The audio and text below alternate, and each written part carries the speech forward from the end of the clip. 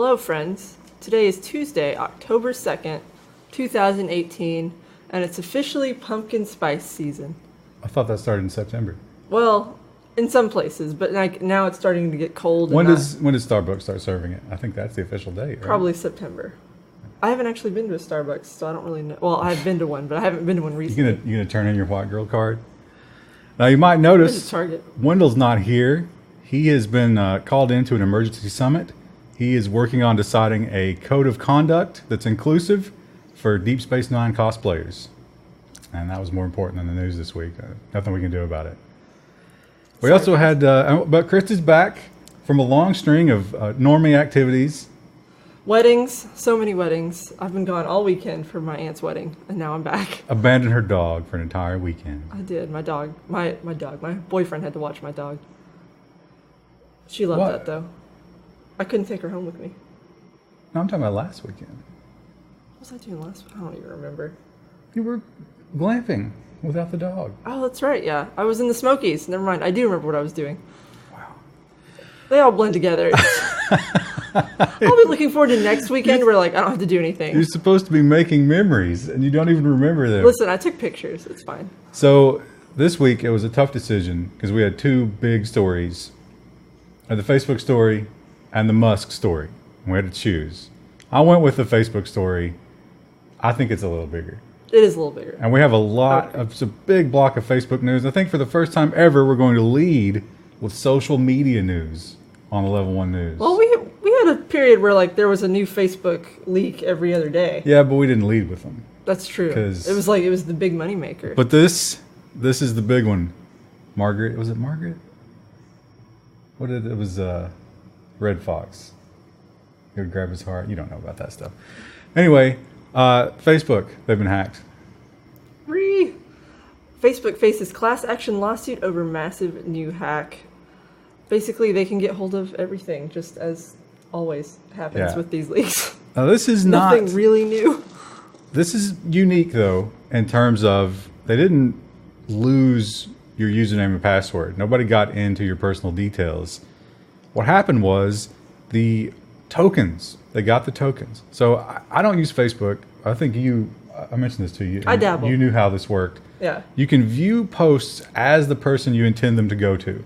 So you can see if it's locked down or not. Or if you're wishing somebody a happy birthday, you want to see what the end result's going to look like, whatever. That view as feature allows your tokens to be stolen. And so that means that once they get your tokens, then they can use you to view as and get another token, and on it goes to the tune of 50 million users.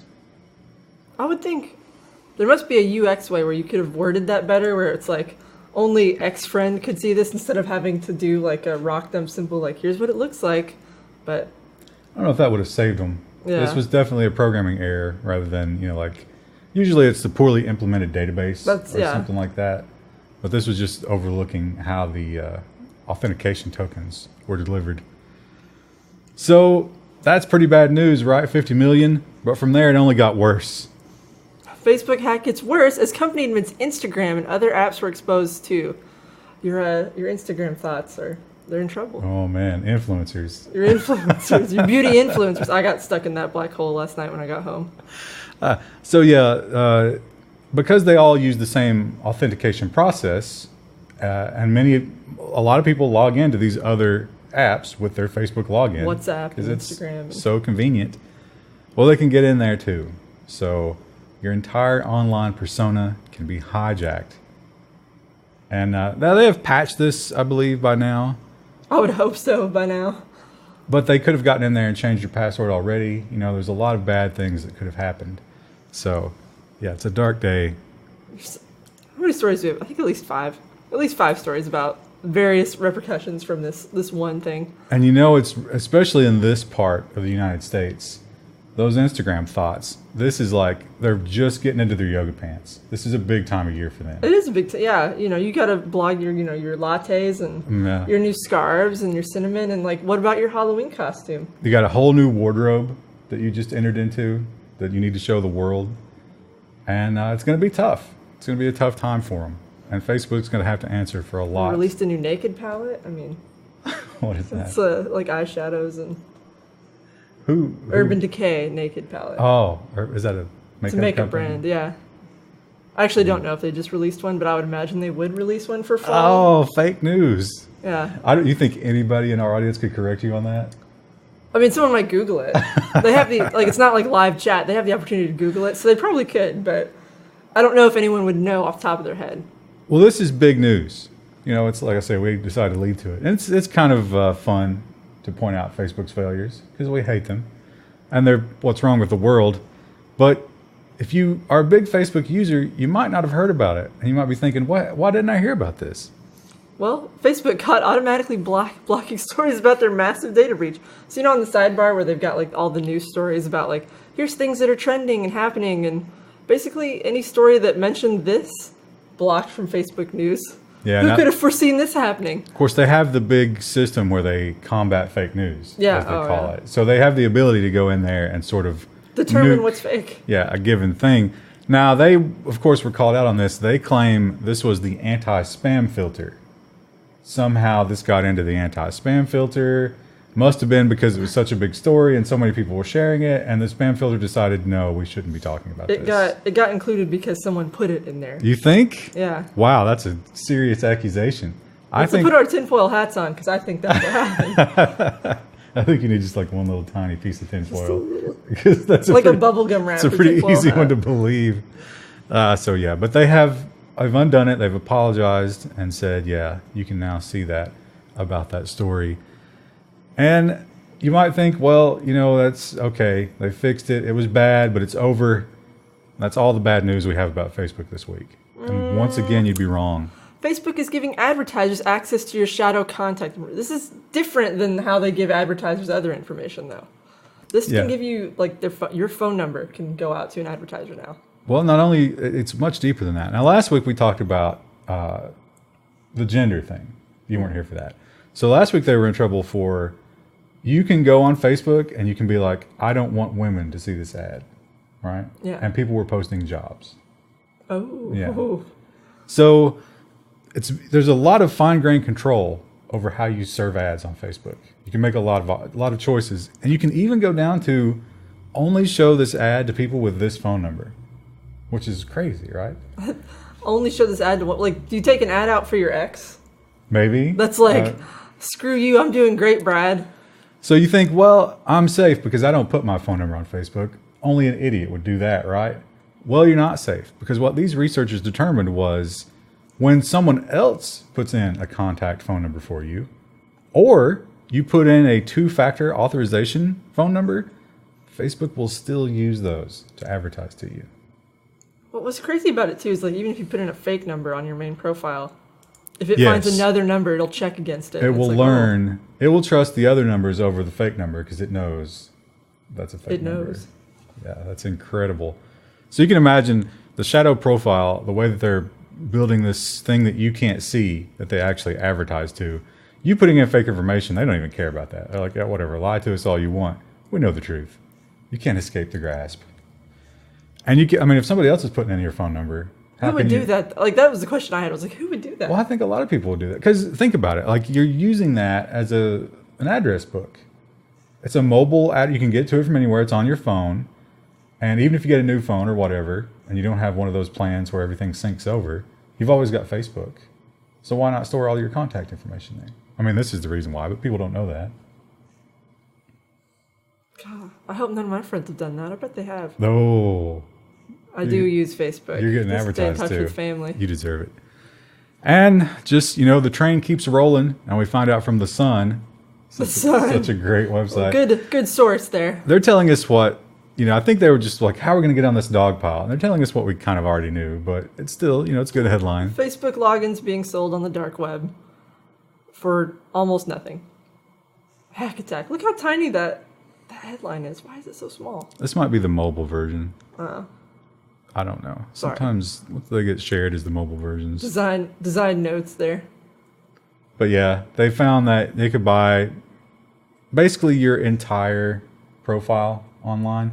They looked at, it's like, okay, if I wanted to get literally every piece of information about you, let's say everything was available from credit card to address to online logins, every kind of big service, Google, Facebook, whatever. It would cost about £750 to completely own your existence. So what's that in American monies? Probably not much. It's a little bit more than that. Pound's worth a little bit more than the dollar, I think. Maybe like $1.20, something like that per. It's still not a lot. No. For your entire existence. Yeah, it's a pretty good deal. You know, if you can use that to destroy someone. Noted. And this, it's almost like TechCrunch. I mean, this was on the 25th, so this was before that, but it just, they weren't really kicking them while they were down. It's sort of like they were setting them up for the fall. Yeah, Facebook's plan to let companies live independently is over. So if you're Instagram or WhatsApp, your internal structure is going away. Yeah, they talk about everybody that... So Facebook realizes that someday they're going to be MySpace. It's inevitable. Oh, Mark Zuckerberg is going to be Tom. But he's not. Remember Tom? Here's the thing. He's not, because he's purchased all of his enemies. He owns them now.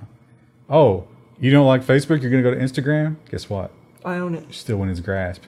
And he's still got the bankroll. When they keep coming up, he'll just keep buying them. Now, they've always in the past, they've promised. They're like, listen, we're buying these guys, but we're not going to mess with them. We're going to let them do their own thing. They're going to remain the CEOs. It's all going to be good. But what inevitably happens is they leave with a little bit of acrimony. And the WhatsApp and the Instagram founders have both left, or there's 4 of them. All 4 of them have left. And some of them had some bad things to say about As you might imagine, the corporate world of Facebook. So that whole myth of, it's like, yeah, we're going to buy you, but it's for the best. Well, those guys did make a lot of money, though. Yeah, I mean, for those guys independently, maybe it sucks seeing the thing you worked really hard on, like, go down the crapper, but at the same time, you're getting paid those however many millions of dollars. Hundreds of millions of dollars. Yeah. So that does ease the pain considerably, I would think. They print out some money and just, cry on it. I would be willing to suffer that kind of emotional damage for hundreds of millions of dollars. Are you saying you would sell the Level 1 forums for millions and millions of dollars? Objectively, the Level 1 forums is probably worth about $8. You think? Yeah. I think they're worth maybe a little more. Because it's like, okay. 10 at least. It's a really nice house, but the vermin infestation is just out of control. So many. What are you going to do? Well, maybe all the house, like the kitchen's nice, the bathroom is nice, and then you go in the basement and that's the lounge, and it's like, oh no. It looks like no. Looks like a Clive Barker novel in the basement. It's just terrible. Yeah. So you're best off. It's one of those situations where they would have to set fire in a ring around it and then burn it so that all of the vermin don't escape to a nearby house. Yeah. A nearby tech forum. Which is where they came from originally. Well, so I think I would be able to suffer the slings and arrows there for those hundreds of millions of dollars. But you know who isn't willing to do that? Class action lawsuit against Facebook alleges moderator's job gave her PTSD. So this lady was one of the moderators who had to basically look through any flagged posts, if there was murder, suicide, molestation, anything like that. She had to manually review it and make sure that it was flagged correctly.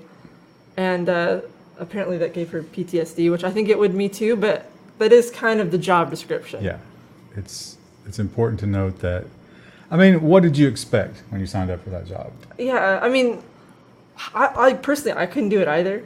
So I don't want to give her too much crap, but it's like, I mean, you did accept the job. You have to, well, maybe you don't know, but how long after, like that first night you go home and you can't sleep, you went back to work the next day, right? Yeah. So maybe she couldn't afford to go anywhere else, but I mean, I don't know. I mean, there's a point where it's like, okay, your mental health versus a paycheck, like. Well, it's like somebody paying you to walk into a fire. Yeah. It's like, oh, I can't afford not to do this. Well, yeah, you probably can. Yeah, you find another job maybe. But it is. But I don't think you can really train for that, right? Like, how much training do you have to be a Facebook moderator to sit around and review horrible videos all day? Well, I guess maybe that's a good job. So what about these guys that come back from war and they already have these desensitive, they're completely desensitized to the horrors. Maybe give them that job because they're already dead inside. I feel like that would just compound eventually, and they would bottle it up, and then that would just end badly for everybody. But it is, I mean, how else do you deal with it? Because they've proven that the AI isn't good enough? I have no idea. It's a hard problem to solve, but It is. I feel bad for the lady, but not bad enough to maybe think that she deserves a payout for it because she was getting paid to do the job. Yeah, I don't know. It'll be interesting how they rule on that, because and what is the solution? So let's say she wins that case. What do they change at Facebook to protect the existing moderators? Or any site really, because I mean that's just part of the job. Because you have to be, there has to be something between the normies and the filth. What is it? Maybe we just outsource it to other countries. Who cares if they're traumatized? Nobody in India is going to complain. They're just going to do their job. Well, another problem, and this is a real big problem. We didn't know that it was a big problem till now, but now thanks to Jack Dorsey, we do know. Twitter wants to crack down on dehumanizing language. This is a bit vague in terms of the wording here. So you're already not able to come right out and attack somebody on Twitter because they've already made those safeguards in place. But dehumanizing language is when you call somebody something less than human. So if I said, Krista, you're a parasite. Parasites are okay to kill. We do that every day. What if I said, Krista, you are E. coli? I would be like, all right, dude. No. Okay. No, you would fear for your life because I've dehumanized you, and others might not understand that and kill you because they literally think that you're E. coli. I mean, like, I want to see the algorithm that determines, like, what is less than a human. That's a good point. Like, what about dolphins? Yeah, like, you're a dolphin. It's like, is that it's technically not human level intelligence, but I mean, I think most people like dolphins. What about whales? That's actually a good one because whale can be used as an insult. Or a cow. You're a cow. But we slaughter cows every day. Yeah. I mean, I ate some cow earlier today, so that probably counts. There's probably some nuance here that will need to be explored fully, but I don't know that Twitter will bother. They'll probably this might be just something to get people off their back too. I feel like Twitter is constantly taking heat for... Well, he did that. He defended Trump. Well, he didn't really defend Trump, but he said he wouldn't censor Trump. Yeah. And everybody lost their minds. I think he's been backtracking from that ever since. Heaven forbid. You know what? I think Jack Dorsey is a piece of dirt. Dirt matters, man. Dirt is equivalent to human. The other big social media news story, which this might have been the big one this week, if not for Facebook's incredible fumble, was the Great Quarantine on Reddit. Toxic subreddits are now being quarantined into their own special places. You don't get advertised on the front page. Basically, people can't find you unless they already know you're there. Exactly. There's some other things. It's basically what we do to the lounge and the forum. Unless you're a special like level 2 or 3 user and you know the lounge is there, most people don't realize the lounge is there. And they announced this big list, and some of them were kind of controversial because they did like White Beauty was one of them. Oh yeah, that one seems like it is a little bit. I mean, I wouldn't quarantine it, but it's like. But okay, I agree because it is. It's literally obvious. Just being. But what about the Women of Color subreddit, which is the exact same thing? That's Black Beauty is the. It's because I understand why they have that though. But Black Beauty was a horse. Black Beauty is maybe also. Maybe that subreddit's just about Black Beauty. What if it was though? I didn't actually look, but I assume because it's hard to find like foundations and stuff like that when you're a person of color, if you're black or whatever. So sometimes they'll share beauty tips that are specific to. I thought it was just beautiful women. Because the White Beauty one was just, from what I saw, because I clicked on it during looking at the quarantine, it was just really good-looking white women. I mean, I guess Black Beauty could be that, but I assumed it was a beauty subreddit in the same care of like our skincare or something like that. I don't think anybody is particularly shocked that Reddit is taking a rather political stance and enforcing it in a ham-fisted way, but they're sort of backtracking a little bit, and they're saying that any of these subreddits that have been quarantined, if they clean up their act, if they can prove that they're better now, they can get off the quarantine. What does better mean, though? Well, they explain it. Yeah. Well, there's some wording. We're scrolling through. It's hard to find. We've revised our quarantine policy. Add a comprehensive appeals process. Oh man, he's so long-winded. I don't know. Basically, you appeal and you explain to them why you're better, but like what if you don't know? Oh, here we why go. Demonstrating meaningful reform of the community, which means nothing. Yeah, it's like basically, what can I do better? It's frustrating when it's not actual feedback. You'll submit something, and a team of blue hairs will review it and decide your fate. Do those people have PTSD too? Maybe. Oh man, they might actually from looking at all the weird subreddits. Now this is one that you added. I did. And you added it to the bottom rather than the top. Oh, did it mess up the links below? And it messed up the links, so I had trouble reading this one this morning. I did view it quickly before the recording began, but I'll let you cover this one completely. This is something I've been begging for. We've talked about this before with Twitch. Twitch has just added a tagging system. So you can actually tag by language and like all these other filters, but they implemented it in like the most bizarro way that you could think of. So I haven't looked at it. So if you go to Twitch right now, there's just like if you just go to like Twitch, browse Overwatch, there's just a thing that says filter, and then all of the tags that you could possibly pick are all just jumbled up in a big list. As far as I can't tell, like it's not alphabetical. It's just like player Anna, and then like sort by language Chinese, and like you can just randomly select ones. And I'm like, this seems like a little weird. Do you tag your own stuff, or do viewers tag it? You tag it. So like if you're a Chinese person, you might say like, okay, I'm streaming Overwatch. I'm gonna tag this as a Chinese language stream, and I'm gonna tag it as I'm playing Anna. Well, what if you switch players? Yeah, it's a little unclear right now how some of this works. And some people are upset too because they don't have like enough tags. And I hope that Twitch doesn't move toward like a free tagging system, because that's just going to be a nightmare. They also added new categories too. So like IRL is going away. What's replacing it? They're replacing it with like 10 different categories. So there's like food and drink, and then there's like just talking. Is there a tag for boobs? No, there's an ASMR tag. How about thought? There should be a tag for that though, because this seems like what they're trying to get rid of, right?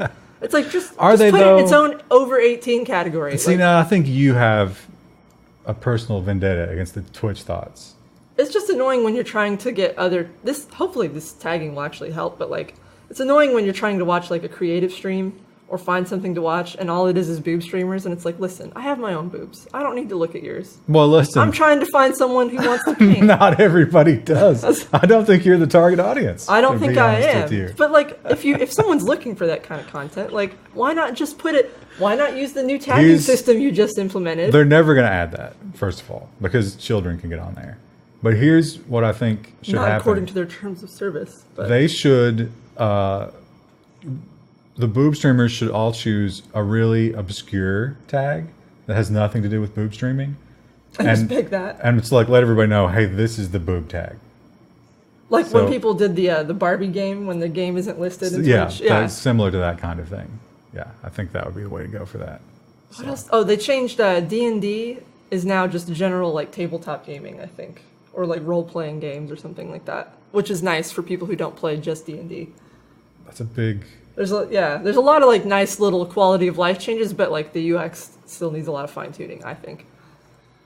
Take a look at it if you're someone who watches Twitch and tell us what you think.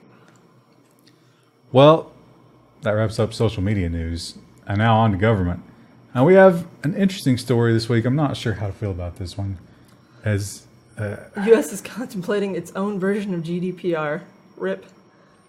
So far, I think for the most part, aside from Whois and the ridiculous things that websites have had to do to get, like GDPR compliance, GDPR has done some good things. And it's been, I guess, pro-consumer for the most part. But it's so open to abuse. I feel like we have not yet seen how bad GDPR can get. But anyway, the Trump administration, yes, that's right, the right-wingers are talking about the U.S. getting its own GDPR heavily modeled after the UK version or the EU version. The most important thing is the FTC, Federal Trade Commission, and not the FCC will be in charge of this thing, which is very good news. No thoughts on that? No thoughts.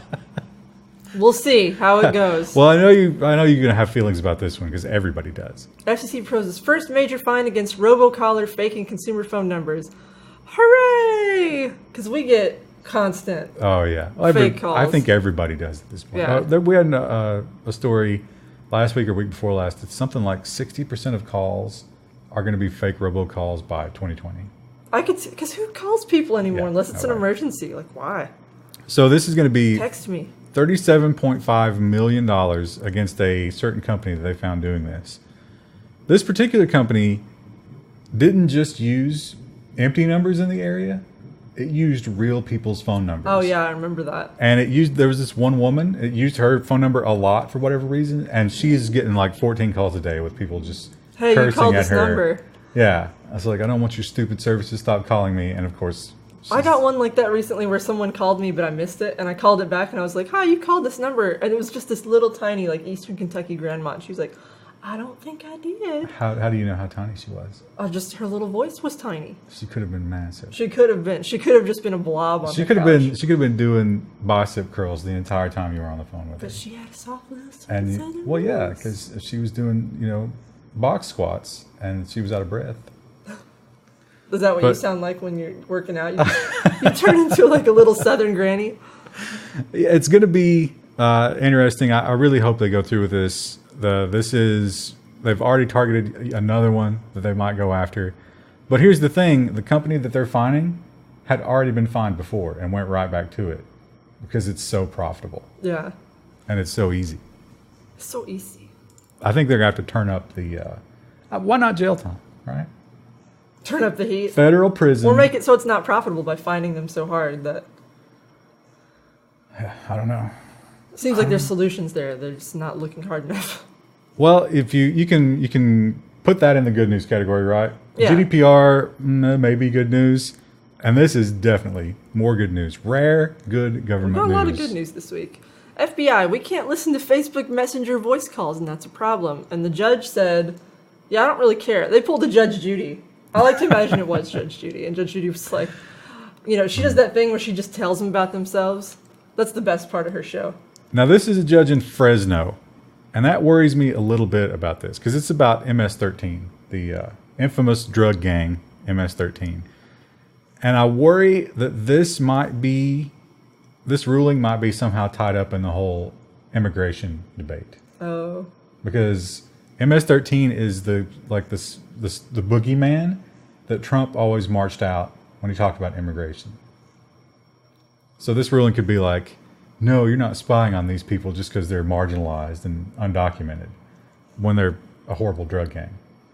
But I mean, does anyone really want to be spied on though? I mean, no, it's good. Good news for us. It's good overall. Everybody. I'm just saying, I hope it's good because of the constitutional horrors that it represents and not the red versus blue. Oh, it's probably more the red versus blue. I would like to think that it's not, but it's... You're pulling a Wendell there. Yeah, that's where you're true. Like, right. Everybody is great and kind and sweet. Well, you know who's not great and kind and sweet? Britain, when it comes to cyber attacks. They want to create a 2,000-strong cyber force to tackle the Russian threat.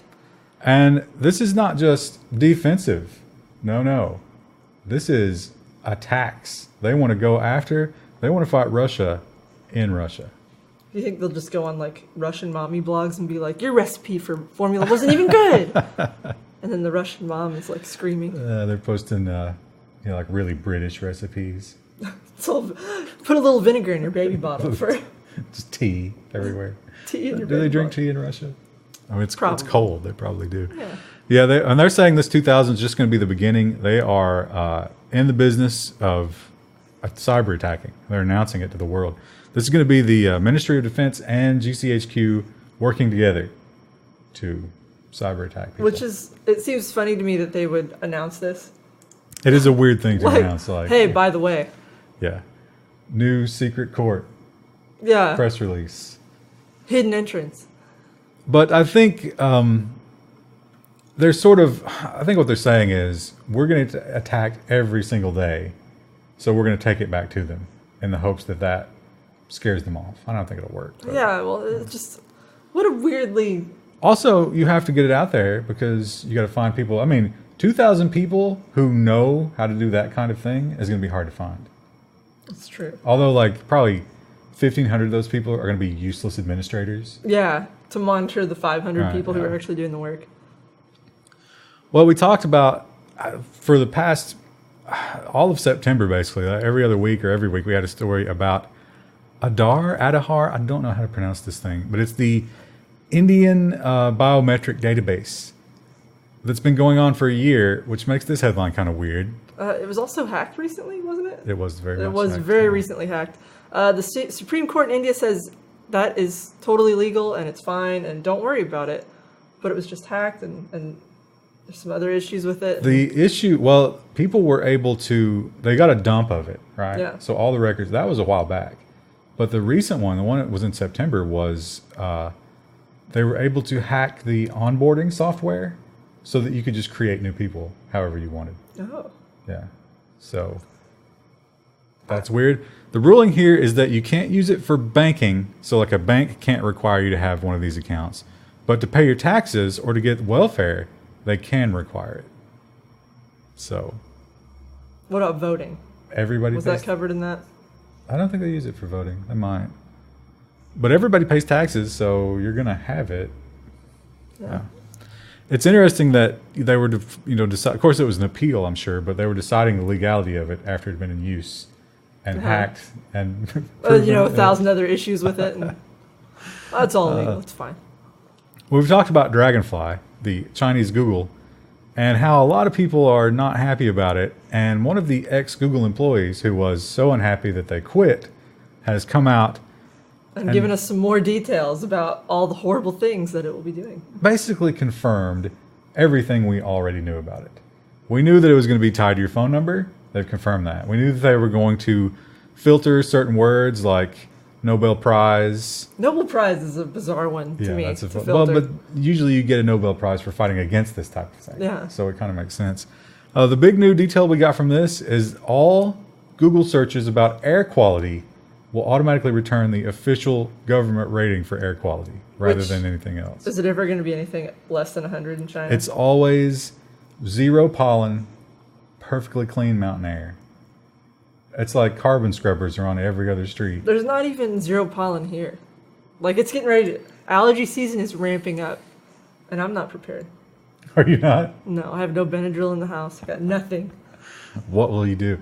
Gosh, you've got it so much worse than those poor Chinese people who can't even find out information about the smog killing their citizens. You've got a high pollen count to deal with, and all they have to deal with is factories churning out toxic chemicals 24 hours a day. For us to buy stuff on Amazon. Man, I love Amazon. Such a good site. I guess last and least this week is Google. Not only are they in trouble in China, but they're also in trouble here at home. Google CEO will testify before U.S. House on bias accusations. Yeah, this has to do with left-wing bias at Google. They've been accused by many politicians of having... people internally as well. Yeah, I think it's probably true. Now, we did see a story week before last, I think, where they confirmed a memo was leaked when the immigration... The fly ban, remember Trump's flight ban where you couldn't come in from certain Middle Eastern countries or North Korea or whatever? They thought about using Google searches to try and tell people how to bypass that, how to get around it. They didn't go through with it, but they had like a serious plan in place. It's like, we must defeat Trump on this. And I think that's kind of what they're talking about here. That seems a little more serious than like, your employees are unhappy because they can't talk about politics at the water cooler. Yeah, well, there was the one guy who had the memo. Remember him? Yeah, I remember. And then there was another memo that came around after that they tried to suppress, but got out still. They have as good as Google is at archiving everything, they still seem to have this belief that they can hide stuff. Yeah. Which is weird. They can control the narrative. It's like there's just so much. It all gets out eventually. Or maybe there's a bunch of stuff that it hasn't gotten out, and they have. Maybe it's worse. Maybe they have a cult in there, and we don't know even about know it at the Googleplex. Well, here's one. I don't know how to feel about it. I've not used Uber. Have you used Uber ever? I don't have the app or anything, but I've been in an Uber with a friend before. Yeah. So I don't know how to feel about this one, but Uber settles data breach investigation for $148 million. If you're on Uber, something got leaked. Oh, it was all of the records of the trips and everything for the drivers. This was one of the big leaks. That's been a while back. This has been in court for a long time, and so they finally settled $148 million. I don't know how big of a bite that is other than probably not that bad. No. I think Uber just redid all their branding. I think they are in some trouble financially, though. You wouldn't know that from the new branding guidelines they just released. Would you ever create branding guidelines that was like, we're in trouble? Well, they chose their colors are just black and white. They're like, our brand color is black. Well, they're bringing the races together. It's a very stark, like brutalist kind of redesign. That's weird because their whole problem has been like it's too male dominated and austere and not welcoming in the corporate culture. That's what they went for. It's not for like, it's more like for the user facing side, but it's all very like white backgrounds on black text, very, very basic. What if they just did it up in like flowers and pink? Maybe that's too on the nose in this modern day. They said that black tested best. It was like 60% approval rating among people they tested. It's like, what a sad color though. Who gets asked that? And like, if they asked me that, I would probably have no opinion. I should have posted it in here. It would have been an interesting story to look at, but it was bizarre report I saw online. Well, this story, I think we talked about this last week, although we might have been talking about it in terms of they were thinking about it. Although I think this might have happened in August. But anyway, this is going to happen. California is becoming the first state with an Internet of Things cybersecurity law. Yeah, so in 2020, California is going to have rules about Internet of Things. I think now last week we talked about it was more like switches and routers and stuff having default passwords that you can go back to. But I think this is in that same bill where Internet of Things have to be more secure out of the box. So that an idiot who just plugs it in isn't going to immediately be on a botnet. Yeah. But, I mean, it's all right. Is it? Whatever. I guess it's okay. We talked about last week, like one of the problems is if you dig an old switch out of the basement and you need to get it going again, there's no way you know the password. And someone might have scratched off all the stickers and filed off the serial number or whatever. So how would you ever know how to, and the server that it used to run off of has been down for, years because they're out of business. How do you ever get back into it? You don't. That's not pro-consumer. Okay. Well, that's the last story. That was kind of a downer. Yeah, kind of not a great story to end on in hindsight. But hey, maybe if you tune in tomorrow, there'll be more great stories. So this was social media and government, and tomorrow will be business. And you know what we're talking about first when it comes to business? Elon Musk, the new fragrance from Dior. The new fragrance of disappointment. Dior. We'll see you then. Bye. Today is October 3rd. It's Wednesday. And it's a new episode of the Level 1 News. If you're just joining us, you weren't here for the last episode. Wendell is out this week. He's joined a task force who is working to build online filters to stop sexuality discrimination in the fraud community. So it was important that he work on that. Couldn't be here. And today we're going to talk about business. And there's really only one story that matters this week in business. And I think you all know what I'm talking about. And that is the epic fall of one Elon Musk. I wouldn't say it's an epic fall. Because he still gets to, let me give you a spoiler alert. Well, let's do the timeline. He gets to be CEO still. You spoiled it. I did. So the SEC passed down this little piece of documentation here. United States District Court versus Elon Musk. And what they're saying is they are tired of this funding secured nonsense. His tweeting, it was irresponsible. It was securities fraud. And they were seeking very, very, very serious language, which said he would be barred as director from any publicly traded company.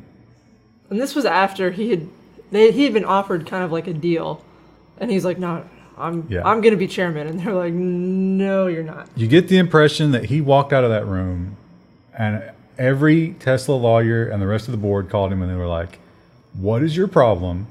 Get back in, tuck your tail between your legs, and get back in there and give them what they want, and shut up and stop tweeting."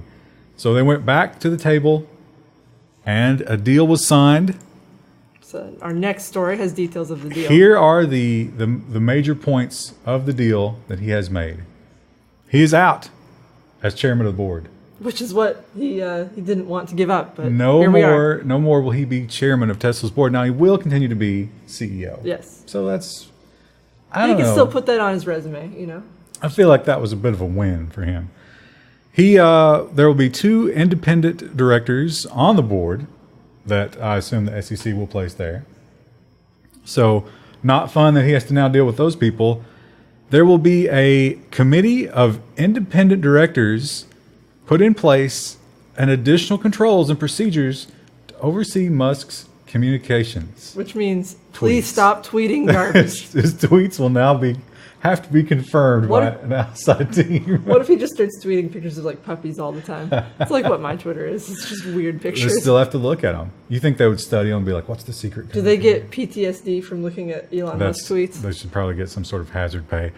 And finally, $20 million from Musk and $20 million from Tesla will be paid. And that will go to compensate people who lost money during the funding secured debacle. I don't know if $40 million will cover it. I don't know. Maybe a lot of people didn't sell or buy. I don't know.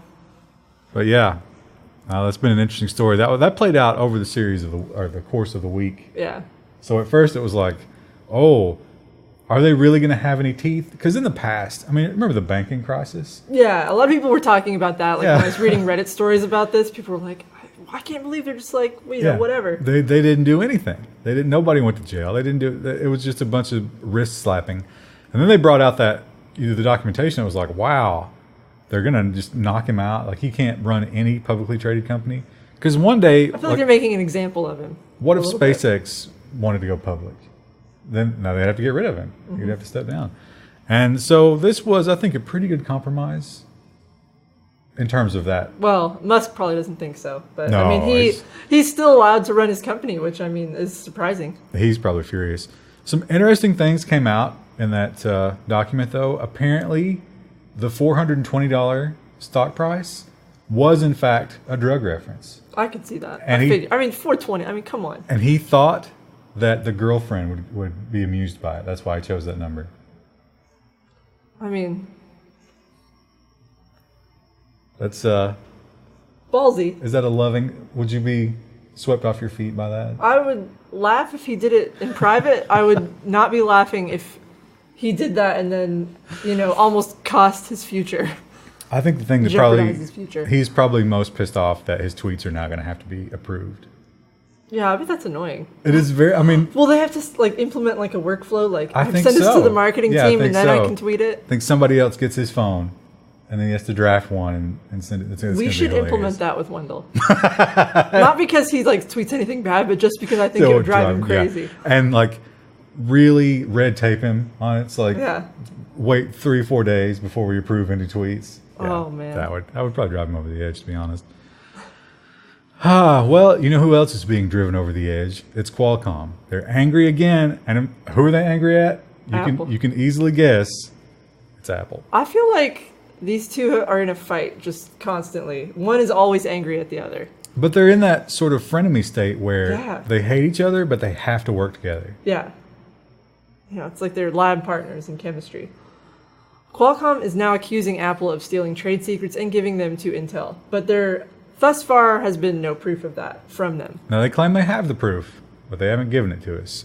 But they're saying that Apple hates that they have to work with Qualcomm, which I think is... Yeah, that's fair. Whatever. I think everybody agrees with that. So what they're seeking to do is to get Qualcomm's secrets and give it to Intel so that then they can work with Intel. Because now Intel will have good chips like Qualcomm. So, This is about the radios and phones, and that's the thing that they've been arguing back and forth over since the beginning of time. Well, bad news for you controller monkeys, you console plebs. You are about to get owned. I was going to say, this could be good news, depending on how you look at it. No, because, not for them, because the PC Master Race already has these skills, and they have to build them. Well, I mean, what if you're someone who does both? Xbox has now announced mouse and keyboard support, which means now you're going to have much better aim and reflexes if you're used to the mouse and keyboard and you hook it into your Xbox. Now, they recognize that is a game changer. You put mouse and keyboard up against controller, it's not a competition. Yeah, at least not for like shooters and stuff. Yeah. No way. And FPS, the stuff like that. So they're actually going to leave it up to the game developer whether or not to enable that. They're thinking about the first game that's going to get it is going to be Warframe, which is a shooter. It's Warframe shooter. Yeah, I remember we played that. It's where you like jump and tumble around in the I air. guess, yeah, you're right. It is a shooter. You have to aim. Yeah, I remember that. I think there's melee, but... It's been a while since I've played it. So I suspect people will want that. People will call out for that. Especially when we're in the age of... I mean, isn't Fortnite? I don't know if the consoles... I know the consoles play with each other. I don't know if they play with PC. I don't think they play with PC currently. But they could if you implemented that, right? How many people are going to get accused of aimbotting? Just because that they have like better flick reactions? But it's also going to be probably off-putting for somebody who's just looking to come home and relax, pick up the controller. Yeah, sit on your couch. That's kind of the thing I miss about playing on a console, is sitting on the couch. You know what's... we'll probably have an opportunity here. We could build some hardware peripherals that make it easy for you to mouse and keyboard in a reclined position. I think that probably already exists, like a lap thing. Well, we can make a really good one and brand it Level 1. Oh, actually, that would kind of be interesting. Well, but everyone's ergonomics of their lap is different, though. Well, make it adjustable. Okay, well, put a pin in that. There's a way to do that. People are going to post a ton of links. There's probably already a way to do it, yeah. Well, Amazon. Amazon is conquering the world. We all know that Jeff Bezos is the richest man. Basking in the tears of his employees. By a long shot. I don't know if Amazon has eclipsed Apple yet as far as total dollars, but they're closing. Close, they're closing fast. And a lot of people are complaining that is being done on the backs of the fulfillment center workers who are not being treated well. And this leaked video may lend some credence to that. Amazon aggressive anti-union tactics revealed. It's a 45-minute video, and let's scroll down so they can see the screenshot. This looks like a South Park character. Look at his little 5 o'clock shadow there. He's got nice cheekbones though. And you can sort of see living wage. The things that they're going after. You don't want that. You're an Amazon worker. So Amazon is life. This is targeted toward supervisors in the fulfillment centers. Although, did you know that no one has a job title at a fulfillment center? They're all just associates. That's probably confusing. Yeah. I mean, some people have power, but they don't have a job title. They're just an associate. They get paid more. Just don't question it. Yeah. So this is sent out, and they're supposed to be able to target, identify, and neutralize attempts to unionize. Now, the video, they said they're not anti-union, but then they spend the next 44 minutes explaining how to crush unions. So we're not anti-union, we just really hate them. That's a mixed signal. And it is probably true that if the Amazon workers unionize, we won't have the same Amazon experience. It's true. Yeah. I mean, maybe. Walmart is notorious for the same thing. Yeah. Walmart does not want to talk about unions. So I don't know. We'll see. The wave of socialism and communism that's sweeping over this country, I feel, is bad news for those companies. Well, it's bad news for all of us, but USA. Especially bad news for, it's funny how the tactics that the extreme left use these days is very akin to McCarthyism. Yeah, the Red Scare. And yet they're all commies. So it's history doesn't repeat itself, but it often rhymes. That's a quote from Mark Twain, maybe, I don't know. Well, also talking about Amazon Amazon, they've conquered online, right? I've said this before. Bezos is never satisfied. He's like Genghis Khan. He must continue to crush his enemies and find new kingdoms to attack. And I think the newest kingdom is brick and mortar stores. This is the most bizarre thing. Amazon is opening a new store that sells items from its website rated 4 stars and above. From Here's a picture. It feels like we've come full circle at this point. You're opening a grocery store. Well, this is not a grocery store, but so they're going to sell all of their tablets and Echo Dots and all that nonsense, and then items that have really high ratings. And when you browse through the store, you not only do you see the price, but you also see the average rating and how many reviews it has. And if you are an Amazon Prime member, you get special pricing here. I'd be curious. I mean, maybe this was listed and I missed it, but how do they choose what items are displayed in the Amazon storefront? That's a good question. So this is going to be in Soho in New York. So items that New Yorkers buy most often will go into the store. I don't know. What do New Yorkers buy? If you're from New York, what do you buy? Well, it'll change over time. So they have you think about when Walmart has something that doesn't sell, often they'll destroy it. Yeah. But Amazon, they just ship it back to the fulfillment center. Just wait for it to sell online, right? Because they got all the warehouses in the world. So it's easy for them to constantly have really exciting products in the store. And if it ain't working out, just move them back. Just move it back. Yeah. That's so weird. Is there going to be a pet care? I'm curious if it's going to go more sort of grocery. I don't think so. Rite Aid kind of. I think it's going to definitely be non-perishable. Well, I'm thinking even just a drugstore kind of vibe, or if it's going to be more upscale, home decor and lifestyle kind of goods. Well, you got to think these neighborhoods in New York. The one thing that New York does not have are big Walmart-esque supercenter stores. They have all smaller stuff. So if you can fill that gap a little bit. So maybe it's more lifestyle. It'd be interesting to see what they stock there. Not interesting enough to actually go to one. No, not. But they just go to Amazon and order it. They've also got the Amazon Go convenience stores that are going in everywhere. Where you just go in and pick up what you want and leave. I bet if Wendell's ever in New York, he'll go to it. Oh yeah. He'll definitely want to check it out. Listen, for the tweets alone. Look what I found in the Amazon store, but not online. Well, the good news, maybe for some of you, most of you would probably decry this as you would never touch it, but Microsoft is bringing multi-user virtualization to Azure with Windows 10 and Windows 7. It's going to be a special edition. Krista was so excited about this. I have no strong feelings about this story. I was like, all right. Ryan was like, if Wendell was here today, he was like, you'd have so much to say about this, but yeah. I have no strong opinions. This is one of those stories where Wendell just you don't even try to get a word in. No. Because he's just going to He's got so many things in his head. He wants to he wants to project his opinion onto the audience so desperately that all other things go out the window. But yeah, you can.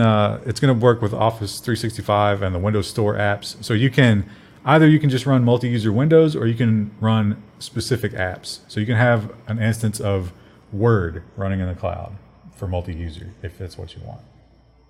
So again, awesome. Try to contain yourself, Krista. It's getting hard over here because I'm just so excited about that. And big news in the music world: Sirius. Actually, I should let you read the headline. SiriusXM to acquire Pandora in $3.5 billion deal. I actually had to ask Ryan when we were discussing the stories when we were organizing them. I was like, does Sirius really have that many subscribers anymore? It talks about that. I think Pandora has 70 million and Sirius has 30 million. Yeah. So this seems like this is a big win for Sirius Radio. Well, it's expensive. Yeah. Now, Pandora has been falling off recently. Spotify is the big one now. They should have bought Spotify. So I don't know. Did Pandora change? It used to be that Pandora was just radio stations. You couldn't choose individual songs. I don't know if it's still like that. Yeah, I don't know. I've not used it. I know there's that. There's an Asian restaurant here in town, and all they play it's always the same Bruno Mars radio on Pandora. Well, sometimes they'll have TV on and they have renovation shows on, but if it's music, it's Bruno Mars radio. And it's not censored.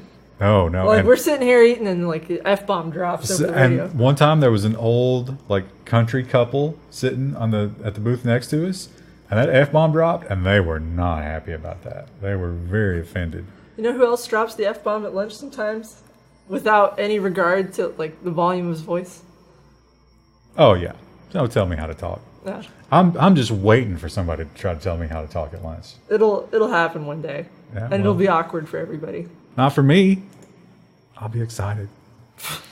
I need to confront someone. Well, you know what? In another place that might be uncomfortable for you to drop the F-bomb is in an airplane cabin, where you're trapped with other people for several hours at a time. But if you want to avoid that, this Alaskan airline has a really good solution. Alaska Airlines has a new perk, virtual reality. This is only for first class. So the plebs don't need this. They don't need this. But scroll down so they can see the picture, because this is the best part. Look how happy all those first class passengers are. But he's looking at the flight attendant, and why is he looking at the flight attendant? Well, because maybe he there's can't something see. else there. You don't know what he's looking at. Oh, okay. All right. Yeah, it's virtual reality. So this is going to be, this little headset is noise canceling earpieces and 3D movies, and also a couple of those 360-degree nature exploration devices. So no gaming. Krista was quick to point out that gaming on VR would be extremely even in first class, those seats aren't huge. So you're like flailing and hitting your seat partner. Could be bad. Throw your controller like they used to do with the Wii. But I could see that. I would want to do VR. I wonder if because it's a pressurized cabin, but if you hit turbulence or whatever, is that motion while you're experiencing something else in your eyes going to be like car sickness? Well, people have complained about that anyway. Yeah. Like just playing it normally.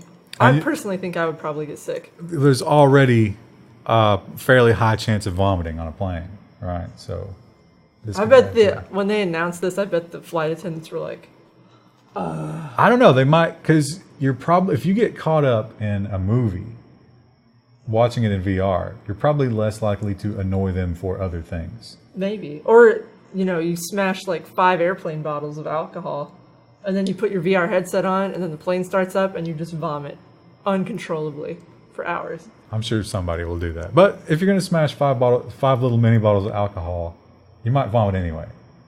So, I mean, they're pretty tiny. How many alcohols is that? That's like... What is it? Those are like 4 or 5 ounces, right? Yeah, that would be like 2 drinks maybe. 2 shots, maybe 3. Yeah. Well, if you do that real quick, though. That wouldn't be good. I bet if we lined up 3 shots right now and you did them in a row, you would be wrecked. I wouldn't think I would be completely wrecked, but I would probably not be feeling very good. I think that's a challenge. Yeah. When I saw Wendell's email, I didn't see it till this morning, and I was like, oh man, if Krista doesn't come, I can't even get alcohol today. I can't do... Oh, it's Sunday, yeah. It is, because it's Sunday. No, I messaged him last night. We know the real reason Wendell's gone. What are you saying? I told them why. You've made up 2 different stories. There's video evidence. Well, Fortnite. Let's talk about Fortnite and the controversy that is PlayStation Fortnite. I just dabbed on the haters. I saw it. PlayStation 4 is now changing the crossplay policy, so now you can actually play with other console plebs. They've begun testing to see if the higher class of person who is the PlayStation owner can actually have a good experience while mingling with the plebs. I think all the other consoles were already like, yeah, whatever, it's fine. Yeah, it's just PlayStation 4 is like, no, you're not doing that. Again, I don't know if they mix PC in with that, because that would be a huge advantage. It seems like every game I've ever heard of has never allowed now, PC and console to play together. Here's another question, right? If Xbox gets mouse and keyboard, doesn't that be an advantage? Doesn't that poison the crossplay?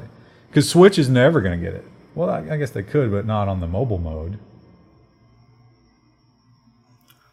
Do you think? I tell you, people get upset by this like the same way I get upset about Smurfs and Overwatch? Well, these young communists know they're big believers that everything has to be an equal playing field, and this is not going to appeal to them. I mean, it is frustrating when someone has a major advantage over you in some way, and you can't. I guess you could buy a keyboard and mouse, but It is frustrating when someone has a major advantage, such as the major advantage of being the richest man in the world, who is able to blanket the entire continent, and not only the continent, but the planet in his satellites.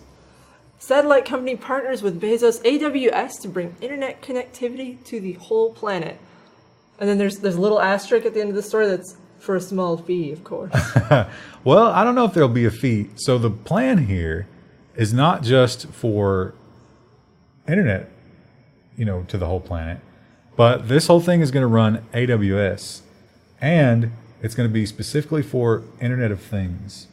So if you're in rural China and you don't have regular internet, your refrigerator can still be on Internet of Things. Well, thank goodness, because that's what I'm worried about in rural China, not my air So quality.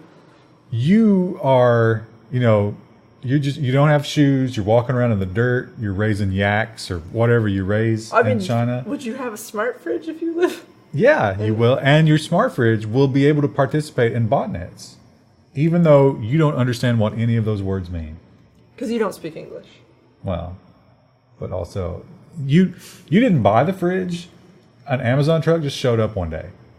And they're like, here's a fridge and some solar panels. Was it from your kids in the city? No. It was from Bezos. Just from gift wrapped from him. Because he wants, he needs to be in every household. That's one of his needs. So. We don't even have electricity. Plug it in anyway. Get a generator. They're sitting there at the the little ice maker that has the screen out. They're playing Bejeweled because it's the only piece of electronics they have. It wouldn't be the worst thing in the world for them, probably, if that was the case. Well, it would hurt their farm productivity. Well, listen, sacrifices have to be made to get that high score. Oh, you could have the highest score in your village, and you could see that because it's connected to the internet. Yeah, but what about microtransactions? When people fall victim? You can get prettier jewels. And they don't have any money. At the end of the harvest, they got a couple of bucks, and they're going to use that to get that tumor removed from Junior. But instead, Mom pisses it all away. On skins for Fortnite. Overwatch loot boxes. Well, speaking of airplanes, probably should have put this story with the VR story. Yeah. In hindsight, probably would have done that. But Delta is following the likes of Australia and I think some European countries doing away with the passport. Biometric terminal introduced. This was in Atlanta, correct? Atlanta.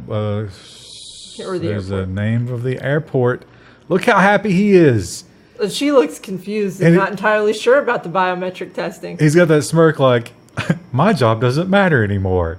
And I can't wait to be replaced by this machine. And she's just like, I am so high right now. I don't know what's going on. I've been drinking airport bottles of liquor all day. Hartsfield-Jackson Airport will use this system. And so I think they're incorporating thumbprint right now. It's purely just your face. You walk up, you look at that little screen. There's a big green check mark, and you go onto the What plane. What about doppelgangers or twins? They actually caught a guy trying to use a fake passport. Really? Yeah. So he came in and he was like, "Here's my passport," and everything was perfectly, fine. And then the facial scanner got him. Wow. That's bad news for spies. Let me tell you. Well, you have to go in another way. How are you going to be doing your spying? You got to fly into the country, right? Well, you got to fly in, or you take a boat. You got to jump out of an airplane? Is that what you're going to have to start doing? Where are we dropping? We're dropping Pachinki. That's going to be tough. Rough. Blackout. Now, here's another story that I added just because Wendell will pontificate on these things. You want to get Wendell going, just talking and not stopping? Talk about CPU fabrication. Yeah. He's very interested in this kind of thing. Yeah. Intel addresses CPU shortage and the supply is tight, and we're doing what we can to remedy that. Do you mean, the end. Are they saying that supply is tight meaning it's restricted, or are they saying it's tight meaning it's really good? That supply is tight, yo. We don't get high on our own supply. We're pushers, not takers at Intel family. It's the former. I'll spoil it for you. So the problem here is the 14 nanometer stuff. We know that Intel is not doing well at 10 nanometer, but they're also not doing well keeping up with demand on the 14 nanometer in the low end. They're shipping plenty of those 24 core i9s and all that nonsense. I can't remember. Is it 24 or 32? I think it's 24. And you can get those, but you can't get the workhorse business class CPUs. And people are complaining, and they're saying, yo, we know about it, but what can we do? This is basically just a press release being like, we're sorry. Yeah, they're going to do better, or so they say. Now, our next story points out a scourge upon the world. One of the darkest things a human being can do, and that is account sharing. Who would do it? Definitely never me. For Netflix or for anything else, nothing. I would never do such a horrible thing. Spotify is cracking down on this, though. So much so that you now get an email that forces you to verify your location. This isn't quite account sharing. This is the family plan. So they got the family plan. You get like extra accounts at a discount because it's all in the same house, right? Well, some people might be cheating and using a family plan with people they don't even live with. Which, it's not really fair to call it a family plan because, what if your mom lives over in a holler and she wants to use your Netflix account? You technically don't live together, but you are family. That is a broken family, and they don't deserve the gift of music. It's going to be rough. So the answer is you're going to get an email, and it's going to say, click here to confirm your location. And it's going to use your IP and your location data, if you'll let it, and try to figure out if you are, in fact, in that house. Now, I was thinking this could bring families together, right? So it's like everyone has to move into one house just to share this account. No, they're not going to move in together. It's just going to be the one-time thing to use the email. So it's like, hey, we're doing the big Spotify cookout Thursday. Can you make it? And everybody comes in from, like 2 or 3 states, and they have a nice time together, and they all confirm their Spotify accounts, and then they go back to their... They get drunk at a barbecue and start hurling insults, and then they confirm their email and they leave. Yeah, so it's a good time. An excellent time. Well, how much... Here's a question for you. Viewer. We'll pose this question, and you can pause the video and go down in the comments and ask it. How much is it worth to be the default search on Apple products? I would say at least $350. Well, you didn't go over. That's the good news. $1.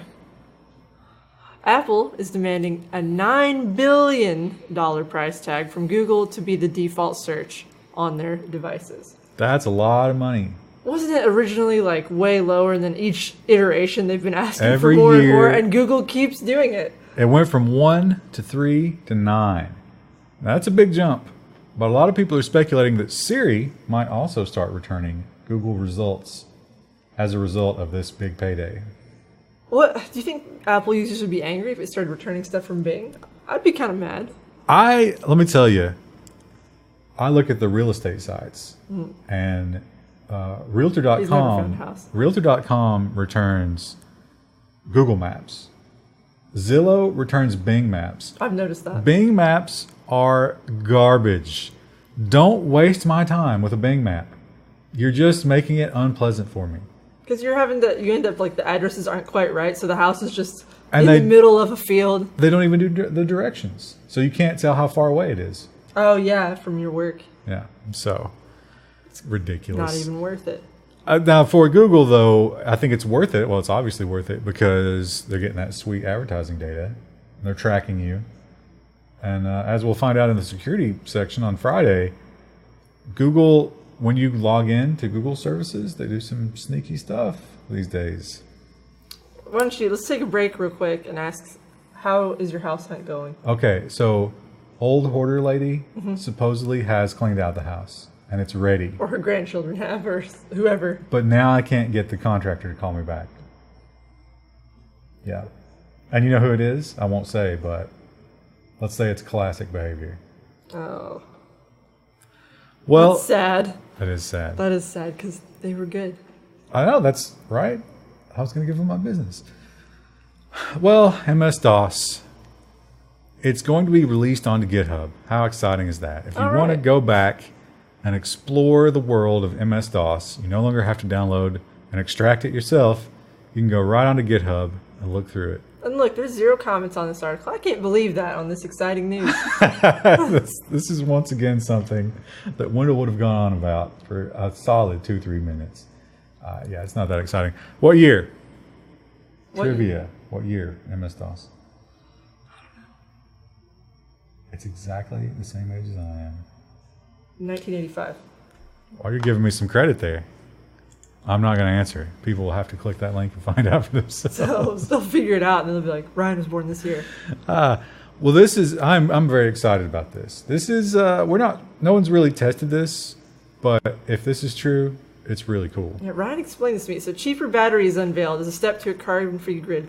This is cool because it's made with zinc, which means it's going to be super cheap, but also like you're probably not losing as much energy with it either. I don't know what the that performance is, but it's the big selling point. Not going to burst into flame. You know how the Teslas tend to, just light right up? Yeah, it would be a problem with the zinc batteries. But also, the world is not at risk of running out of zinc.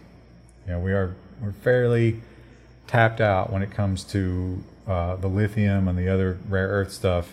If you look at projections into the future, like everybody's going to be driving an electric car, they're not going to be lithium batteries. Yeah.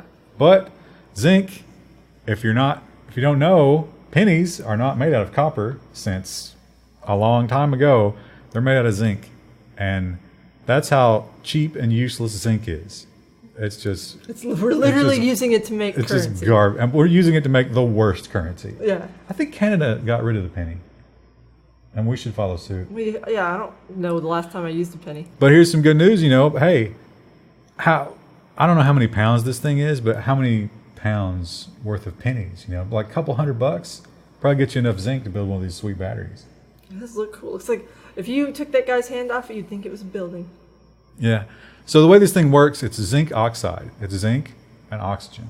And the charging procedure separates it into zinc and oxygen, and then the output is zinc oxidizing. So real simple, real cheap. And they're talking about, the building that this guy's, the inventor of this thing has, they're actually, they're so confident in this, they're disconnecting it from the grid. Wow. He's like, we don't need it. We got solar. We'll charge these puppies up, and we're good for 2 or 3 days of darkness if we need it to be. It could be neat. Pretty cool. Now, we've mentioned 2 or 3 stories that were just specifically Wendell stories that he was just pontificating on, and this was the biggest one. It was a big one. This is a disgusting thing. It's kind of crappy to the fans, especially that they picked up this franchise because they knew it would pay out.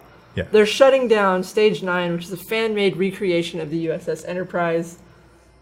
I guess on copyright grounds, but these guys were super faithful. This was in their adaptation. A game. I mean, a game is a loose way of speaking about this, but it was a simulation, I guess is a better word, of you could just walk through the Enterprise. Every corridor, every terminal, faithfully recreated, and you could just cruise around in it. There's a YouTube video where they showcase all this. It takes them 1 hour and 15 minutes. Just to go through it. To get through the whole ship. And then some of it is probably just them talking about, as you'll remember from the 1974 episode. Yeah, I can admit. Yeah. I didn't watch the whole thing, but I clicked through and it was like, wow, that's impressive. Yeah. And it's like when people build those giant structures in Minecraft, except this is probably far closer to the real thing because it's not, set up in blocks. And it took them it took them 2 years, I think, to do this. A team of people. And they've been shut down. Of course, CBS, they have the right to do this, but I think it's a stupid move. It seems like that would be something you'd want to feature, do a little featurette as a hype for the new season. Yeah. So hey, check out what these fans did in our Star Wars corner or Star Trek corner. Oh, Wendell would scream at me for that. He probably just got to chill wherever he is. Someone walked over my grave. Yeah, I can't see how it would hurt CBS in any way, because it's not like CBS is going to do something like this, really. Yeah. Personally, I can see spending maybe 10 minutes. I'm not going to go through the trouble of downloading and installing whatever this thing is. But if somebody else had it, I'd be like, oh yeah, that's cool. But I bet Wendell would spend some time with it. Yeah. Oh, absolutely. Well, I found a Minecraft server that was a complete recreate, not quite to scale, but close to scale, of most of Middle Earth. And I spent probably a good 45 minutes just wandering around the Shire. And it was like very faithfully, like not by the movies, but by the books. Like all the little mini towns in the Shire and like the little areas were all explored. The mill, Well, Ted Sandeman's mill. Is it because imagine I would love to see the internal communications from this project, because it's all those like super pedantic people, and if you got something wrong, yeah. So I bet that's sort of like the Linux thing.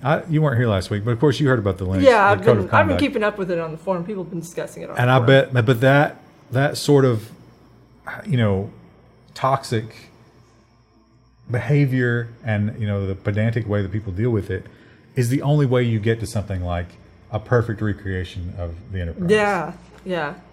I personally wouldn't really want to be involved with something like that, but it's fun to look at the results of their labor. And I think it is fun for the people who are super into that kind of thing to be in that drama. I think they like it. Yeah. So why take it away from them, CBS? Such a stupid move.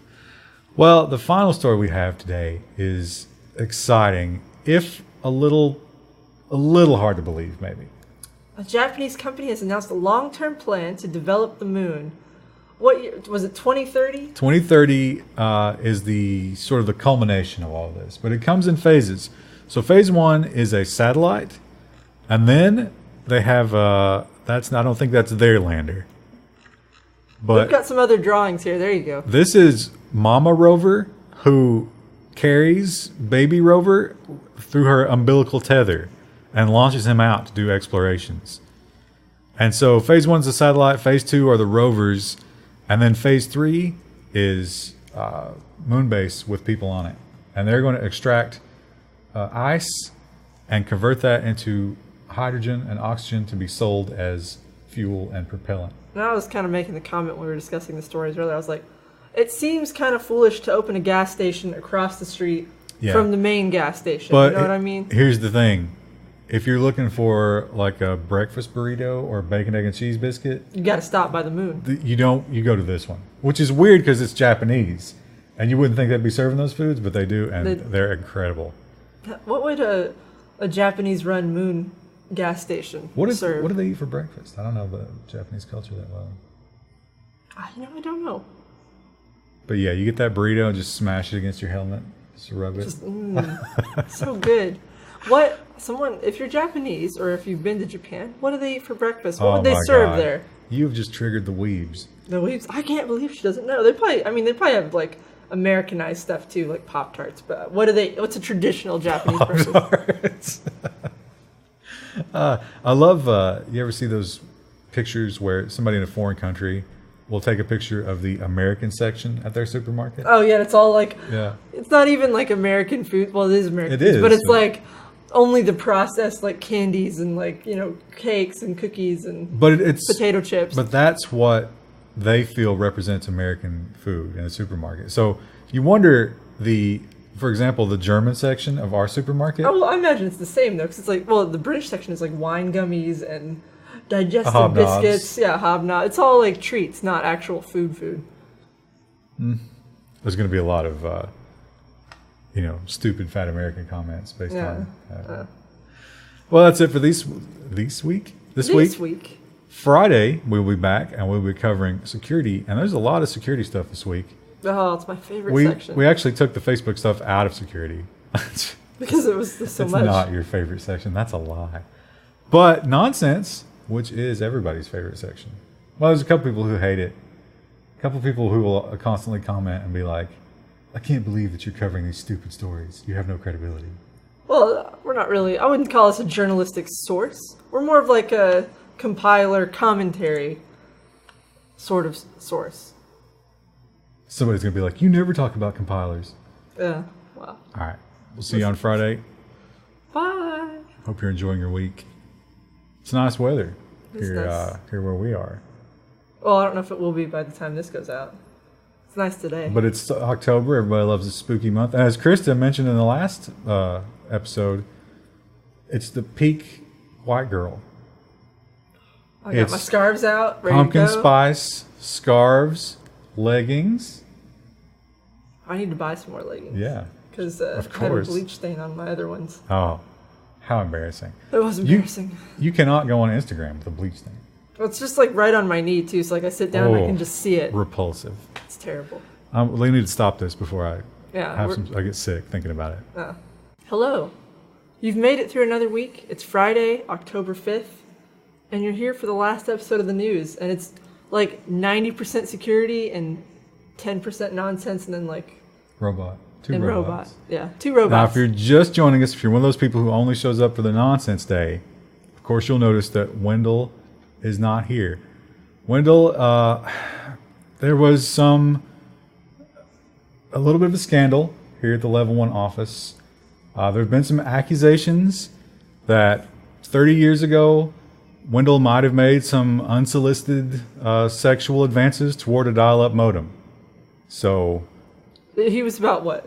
While that's being investigated, he won't be on the Level 1 news. I'm sorry. So, we're going to clear that up as quickly as possible. He'd been like, what, 5 years old? It was a weird time. He'd been like 9. 8. I don't know. I realize I don't know how old Wendell is exactly. Well, we're not going to spam. We won't dime him out. Yeah.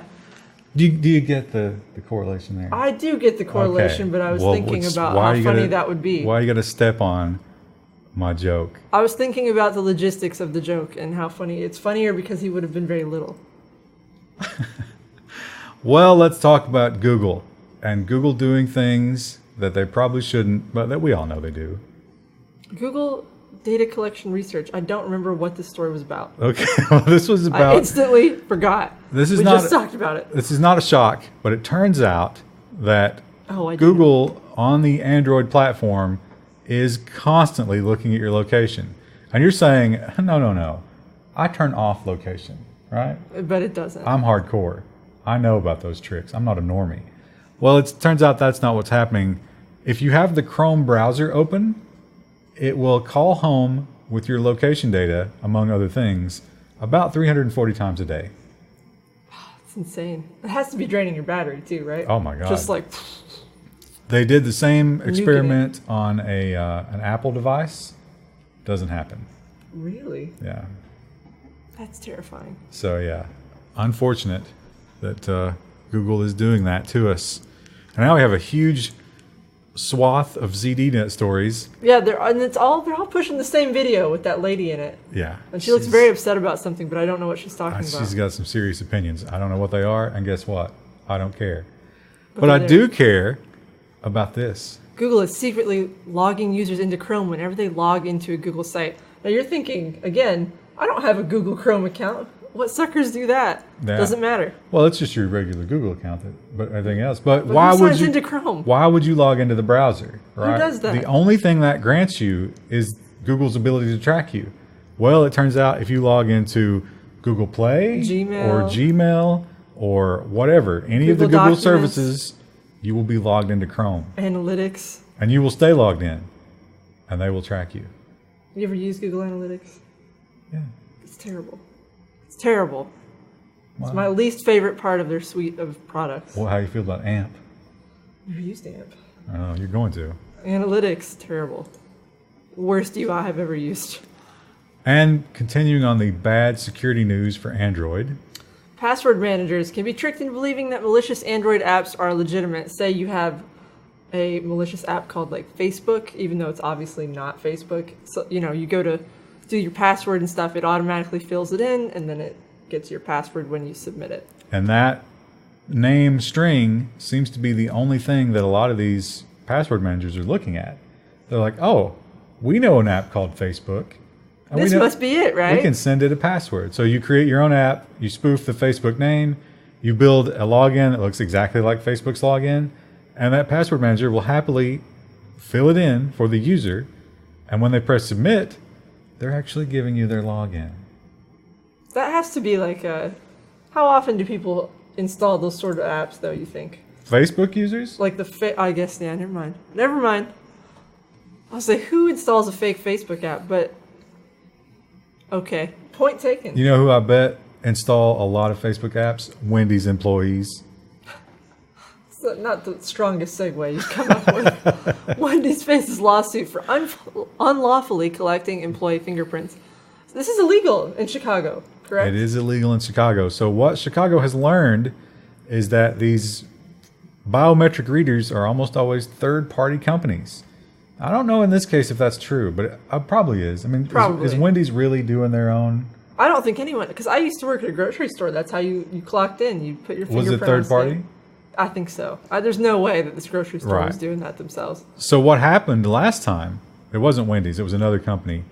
The biometric company went out of business. And when you go into bankruptcy, you have to sell everything of value to try to get the creditors their money back. And guess what? Thumbprints have value. Someone wants to buy that. So now you've just sold all of your Wendy's employees' thumbprints. What's interesting about ours, like, I wonder if it just logged in just with the thumbprint, because we had to put in a username and password too. I think it was, because it wasn't just clocking in and out, but they had the registers and stuff locked. Oh. So you had to identify yourself before you did transactions. Oh, okay. Ours was all just username, password, but then you had the fingerprint on top of it. I'm not sure why it was double that way, but... Well, that makes sense if you're doing that once a day, but if you're running around, and you got to take an order real quick, I can't see them bothering doing both. Yeah. It's interesting. Well, mobile websites, of course, we talked about Android and Chrome and all that horrible stuff, but this is I don't know if you would call this a security breach. I mean, it is, but I think it's by design. Yeah, I think so too. Mobile websites actually have a lot more permissions than you think, and a lot more than apps. They can tap into your sensors, so they can tell if they're near something, if the phone is being tilted, number of other items. Like, wasn't it photo? Like photo sensitive. They can tell light and darkness. They can tell movement, and it's been proven. It's based on movement. Yeah, it's been proven that you have a unique, like when you're typing in your password. Yeah. Your phone rocks back and forth at a certain cadence. Oh, and it knows. And they can work that out. I mean, it's difficult to do, but the more people, the more data they have, the easier it gets. Figure it out. So if they're just constantly, think about Google was just constantly fishing that data off the website. They'd have a real good set of data, and they feed that to one of those discriminator AIs. It would totally work. And they know your password. The sensor thing on the mobile websites, I'm not too surprised by that, having seen some different mobile websites that, like, it's like a game sort of thing where you can tilt your phone around, but I could see maybe in the future, if people get upset about this, maybe having the same sort of like pop-up that's like, we use, your phone sensor to do this. I wonder if the existing GDPR and the US GDPR, do you think they'll actually consider this kind of thing? Because it's such a weird edge case. It might be less of one, though, as phones get more powerful and more people start building websites for mobile. Well, mobile is already it's huge, breaking into the majority. So I don't know. Do you think there's any website that has it built in where it's like, if sitting in total darkness, run ads that target loneliness? I bet there are already websites that determine whether or not to show light or dark mode based on that would be useful. The level of that'd be nice. It would be really nice. There's some that do it based on time, but it'd be cool if it did it based on the light in your location. Yeah. Of course, the phone itself can do some of that. Well, we don't want to leave out those Apple users, right? I mean, we're talking about Android mostly, but you can't leave out Apple users. They must be included. Apple's Device Enrollment Program can leak sensitive information about devices and their owners. I don't remember the specifics of how this works exactly. So the enrollment program is a way to simplify onboarding new Apple devices onto, usually bigger customers do this kind of thing. So it's like, hey, we got a new hire, we need to get their iPad up and running. This is a simplified way of doing that. Oh, don't they just do it? They just do it with the serial number. Just do it with the serial number. So if you can get somebody's serial number, these researchers figured out, you can hit an API in an unexpected way and get information back about that device and its owner. But more importantly, once you are that far along, you can sign a new device up on that network. And sometimes they have things like Wi-Fi and VPNs that automatically set up just when you are onboarded onto the network. So now you're in on their network, on the Wi-Fi. Seems like that would be a lot of steps and a lot of weird edge cases, but maybe not. Well, if it's a big corporation, the corporate espionage, you're willing to go way further than that to get some sweet passwords, get in on that network. snoop around. And what if it's trade secrets? What if it's a high-ranking person whose serial number that you get a hold of? Could be amazing stuff. Important phone calls that you need to be a part of. But what about the plebs? What about if you're like, listen, I don't bother with any of that stuff. I'm just a normal Instagram thought. I use my phone for that kind of thing. Well, guess what? You're in trouble as well. The iPhone XS passcode bypass hack exposes contacts and photos. This is kind of weird. It seems like it's pretty clearly a bug, but like you can use Siri at the passcode thing. If you change a contact person's photo, you're able to see all the other photos on the phone. Well, I assume because you're selecting a new one. Right. Correct? You use Siri to get to a contact edit. That's the bug. And when you're on the contact edit, you can change the image, which brings up the image browser, which allows you to browse all the images. Seems, again, it's one of those things like probably not a huge deal, but I guess if you've got, I don't know, What if, listen, you've got like 3 weeks worth of Instagram posts. You're an influencer. And the world should not be able to see those legging shots until you're ready, right? These are pre-processing. You have to do post on these things. They all have to be photoshopped. Yeah. I mean, you went a little hard in September at the buffet. And you're going to have to shape some things down a little bit. And it could ruin your image completely if those got out. You could lose your deal with the gym. Could be huge. I was just going to say I would be embarrassed by how many pictures I have of my dog on my phone. You know what? I was in your office the other day for a conference call. And I was a little bit shocked and a little bit scandalized to see that your dog is not your desktop background. In fact, it's a cat. It's my boyfriend's cat. Not anymore. Well, yeah, it's his roommate's cat. So a cat that's not even in your life anymore takes priority over your precious dog. Listen, I don't have a good picture to put on the... Well, I do, but I haven't selected one. I had a picture of Rue on the bed, but like when I got that new monitor, when I tried to blow that image up, it just looked terrible. So I switched it back to the picture of Rob Thomas, the cat. Rob Thomas is a good cat. He's a good boy. Him and Rue would be best friends. You think? Probably not. No. On Rue's end, yes. On the cat's end, probably not. Well, this story, this is something that whoever wrote this, Cyrus Farivar. What a name. And he wrote it at 4 a.m. Must be another time zone. He, he's a man after my own heart, where he thinks of the darkest timeline and everything. This one's not hard to think of a dark timeline for. So Apple's Watch has an auto 911 feature. So, like, if it senses, you fall down or something like that, and then if you don't move for, 3 minutes? 2 minutes. 2 minutes, then it's going to put in a 911 call. But the dark timeline is, what if you're, just getting wasted in the comfort of your own home? You fall, and you're just like, oh, I'm not getting up for a minute. It calls 911. They break in and see all your illegal substances. And that is, first of all, they can break in. They're doing a wellness check. Because of a 911 call. They can break in. And when they break in, whatever they see is fair game in terms of, a search. This is also true, by the way, if you call the EMS or the fire department. They are trained to report to, they can't arrest you. But they can tell someone else. But they will report everything they see to the police as soon as they leave. So... that was the first thing that came to our minds when we read this story. There's probably other, even darker storylines you could come up with in your own head. Leave your fan fiction in the comments below. Yeah. We're happy to read it. Well, even if you're not doing anything illegal, it's just kind of creepy to think that. Yeah, well, sometimes you just fall over and just lay down.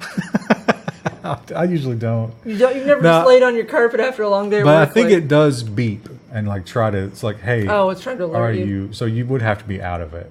Okay. Because sometimes, I just like to lay down on the floor after a while. Okay, well. After a long, and I don't have anything bad in my house. It's just, but that would be awkward if I'm just laying there and all of a sudden the cops are like, are you okay, ma'am? What if, they kick down the door and here comes little Rue, excitement peeing, and they see that as aggression and they shoot her. Oh. Yeah. Rue hasn't had an accident in months. Oh, wow. She's doing really good. Incredible. Bring her in here. I'll get her to pee.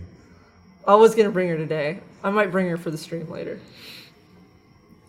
Well, I didn't pre-read the story. That was good conversation. I didn't prepare myself. You didn't have a segue ready to go. So this one, I got no segue for this one. This is about a Chinese hotel hacker who was really a security researcher. But it shows that when you are a security researcher, you still have to be careful. Because, well, if you're not being paid for it. Security researcher fined for hacking a hotel Wi-Fi and putting passwords on the internet. This was in Singapore? This was in Singapore. This was a Chinese guy. It was a Tencent hotel, which means Tencent, that massive software company, they've also got hotels. It's not even surprising to me anymore. Yeah. Everyone just branches out as soon as they have enough money. Yeah, so he was like wrote a security blog. He actually got into the Wi-Fi, and he used a open telnet port or something, and then he used that to get further in. He got into their whole system. He didn't do anything bad. He just poked around. Yeah, he didn't do any damage, but he did, in showing screenshots of what he did, expose some of the guests of the hotel's accounts and the hotel itself. So he got fined $5,000. I thought it was $3,500. Oh, you're right. 5,000 Singapore, whatever. $3,500 US. Yeah. Which, not really important to the story so much, but we just want to stop corrections before they come. I don't care anymore. I don't. I've lost it. They're so pedantic. Well, yeah, some of the corrections are fine. Some of them are just like little stuff like the. It's like a 40-to-1 ratio. Yeah. So it's signal to noise is so low that you can't keep track of the good ones. So whatever. I think people like it. It's like they're just screaming into the void. Just let them. Just let them do it. Yeah. Well, you know what? We've talked about some similar things to this. We talked about we might have done a not exact story like well this. There was one about how they were going to try to use Wi-Fi to track everything about your health. You remember that one? Yeah. And then there was one where they were going to track your joints to see your movement, your skeleton. Spooky story for Halloween. But this one's all about just counting people. You can count people using Wi-Fi through walls. This seems like this would have limited use cases other than a party trick. But what about Disney? People waiting in line for the Haunted Mansion? I guess so you could display there are 100 people in line. You should probably just leave the theme park and go home. Disney pays a lot of money to determine how many people are moving through the park and standing in line for various things at a given time. Really? Yeah, all that. I've never been to Disney World or Disneyland. They want like that. They want immediate feedback on what's doing well and what needs to change. I mean, imagine the level of analytics that Google has. Disney wants that for the park. It's true. When I went to Disney when I was a young man, a small child actually, they actually just had guys standing next to the door with those little hand clickers. Oh, they had to click all day long, and they would engage you and be friendly. Probably just to break up the monotony of the clicking. They actually probably were told never to speak to the guests, but it was please talk to me. Yeah. So I guess that's a utility they could be using it for. It seems. But I could see a lot. Think about a waiting room at a dentist office or something like that. I mean, can you just count? I guess then you don't have to count. But I mean, it's just. Well, no, you can keep track over not just it's I wonder how many people are there, but all day long, you're hitting a database with number of waiting people. And so maybe you need to know how many more nurses to hire. Well, yeah, at the end of the day, you look at that data and you're like, you know what? We're overbooking by this percentage. It's useful. It's useful. People are going to make comments about how useful it is. Okay. And some of them are going to be terrifying. It's true. Well, we talked about Delta. Was it Delta Airlines? It was Delta who was doing biometrics in Atlanta. Biometrics. So they've made a huge advancement, but they've maybe taken a step back as well. Delta computer glitches forced flight halts 3rd year in a row. That's why you don't fly Delta, along with a host of other reasons. Well, the fact that they're tracking your face is not enough. Well, is it Delta too? Is it Delta that killed all those dogs? I don't remember. There's a different one. Maybe it was American Airlines. Was it Delta where they beat the Asian man? It's no, that was United. I think that was United. But United might be the ones who killed the dogs too. Yeah, but for 3 years in a row, Delta has had critical problems, and it's not anything wrong with the planes. It's not anything wrong with any other services, just software. Something goes bad, and they're like, I don't know, just ground the planes. No. I will say, as a young girl, I got to go see the captain a couple times on flights, and they would give me you got the wings? I got the little gold wing pin as a sweet. kid, and I thought that was awesome. Did you see there was one airline that got in trouble because the boys got the wings and the girls got like flight attendant pins? Oh, yeah, that's a little weird. No, I got wings as a kid. Well, they recognized your potential. Yeah, they were like, "Oh, she could be a pilot." No, I don't have that kind of level-headedness. She won't even wear vision correction to drive, and it's I'm bad. wearing vision correction. You don't right always now. do it. You don't always do it. Yes, I do. I have Sometimes to. You're like, I can't see that font on the screen. I always have contacts in. Oh, that's just bad. You just have the wrong ones. No, they're right. I get mine. Unlike this guy, I actually get my eyes checked out. But I can see the screen and you can't. Yes. Listen, I wear reading glasses when I'm programming at work. So I can see Notepad better. We're old. So we talked about the face scanning at Delta. And in the last episode, we talked about how revolutionary it was. But Homeland Security has released a report, and I don't know. It's rife with technical problems, which, I mean, that's not surprising, though, right? I mean, no. If you're just looking at face, it seems... Now, I think this system is a little different. Homeland Security system is different than Delta's system, but I imagine it's roughly the same technology. Same technology, yeah. But yeah, Homeland Security is supposed to have facial scanning to keep us protected. Safe. You know, it's like the terrorists can't get through.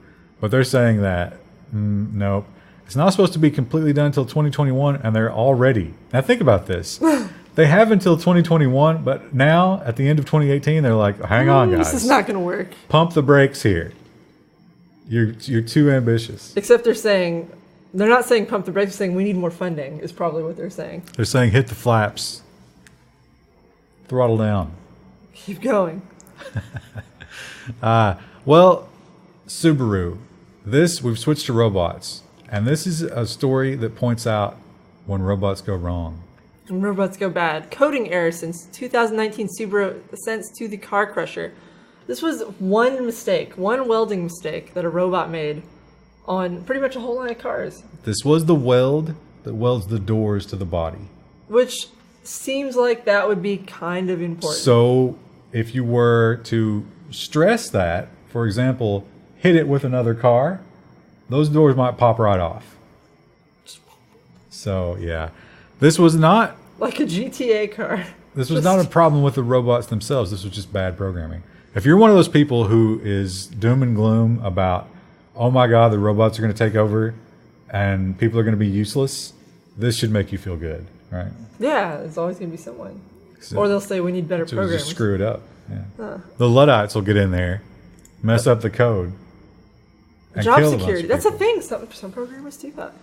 Yeah. Which is terrible. They shouldn't do that. Believe me, I've seen that. Yeah. Oh. Well, also good news if you love AI. If you're the opposite, you love AI. You can't wait for the what's the Kurzweil call it? I don't know. Oh, I can't believe I can't remember that. If you hadn't tried to think of it, you would know. It's the event when like humans and AI come together. The singularity? Yeah, that's there what we it go. is. This is if you're German, they love efficiency and they do, and being on time. They just launched the world's first autonomous tram in Potsdam. Someone's gonna be like, "Wow, Chris, I thought you had Potsdam? German heritage." That sounds right. So this thing, it's the tram. That's a pretty simple thing to drive around, right? Yeah. It's just the throttle and brakes. But this also will monitor the tracks ahead with LiDAR and all that self-driving type of stuff. So. Well, and there's still a guy sitting in there in case something goes catastrophically wrong, but his job just got way easier. And he likes it. Yeah. He applauded it. They did point out, the children are often playing on the tracks, and that's a common thing. And they showed in the software. In Germany. Oh, well. They showed in the software how it immediately detected that and slowed down a little bit, but they were a long way away, so it didn't stop. Oh. But it was okay, I recognize those are children, and it took some action. If they were adults, do you think it would speed up? Got to teach them a lesson. Well, that's maybe the evil German AI figures out it's more efficient to run over a certain number of people than stop. And it starts making those decisions. That would be a good story. Well, now it's time to move into nonsense. And our first story, pretty nonsensical. It's the relationship to technology is there in terms of social media. So don't tell me that it's not. Monday psychology lecture begins with a bang. The professor had a porn video open and the students recorded it while it was going on. He apologized immediately and turned it off. But at that point... Now, but here's the thing about it. He apologized, but I don't think he could have done anything but apologize. Because this is University of South Toronto. Oh, yeah. He would have apologized even if it's just open to the lecture. He was incapable of not apologizing. But he did. This wasn't one of those things where he claimed that he was just doing research. Remember the guy that he tweeted a screenshot? And it was some horrific, like, pornography type thing. And he claimed, and his son, he was showing it to his son. And he claimed that he was just doing research and showing his son how dangerous the internet could be. No. And Alex Jones got busted looking at porn recently too. He owned it, I think. But this guy was like, "Yep, that's what I was doing. I'm sorry. Won't happen again." Which I think that's the way you have to handle that. Yeah, I mean, I would be kind of grossed out, and you bet your butt I would be gossiping about it later. But like, I mean, it's not the end of the world. Not the end of the world. Why does this? What? There's no. There's no headline. There's it's because no headline. So the header there is position fixed, and it's. But they have to have. Did we see it there's earlier? There's probably a JavaScript thing. Hit F5. Refresh that. I don't have the keyboard. Well, use the button. Oh yeah, there was an ad. Oh no, it's blocking an ad. Yeah. So Extreme Tech. What are you doing, Extreme Tech? You built your page design as if the ad was always going to load, and when it doesn't load, you lose your headline.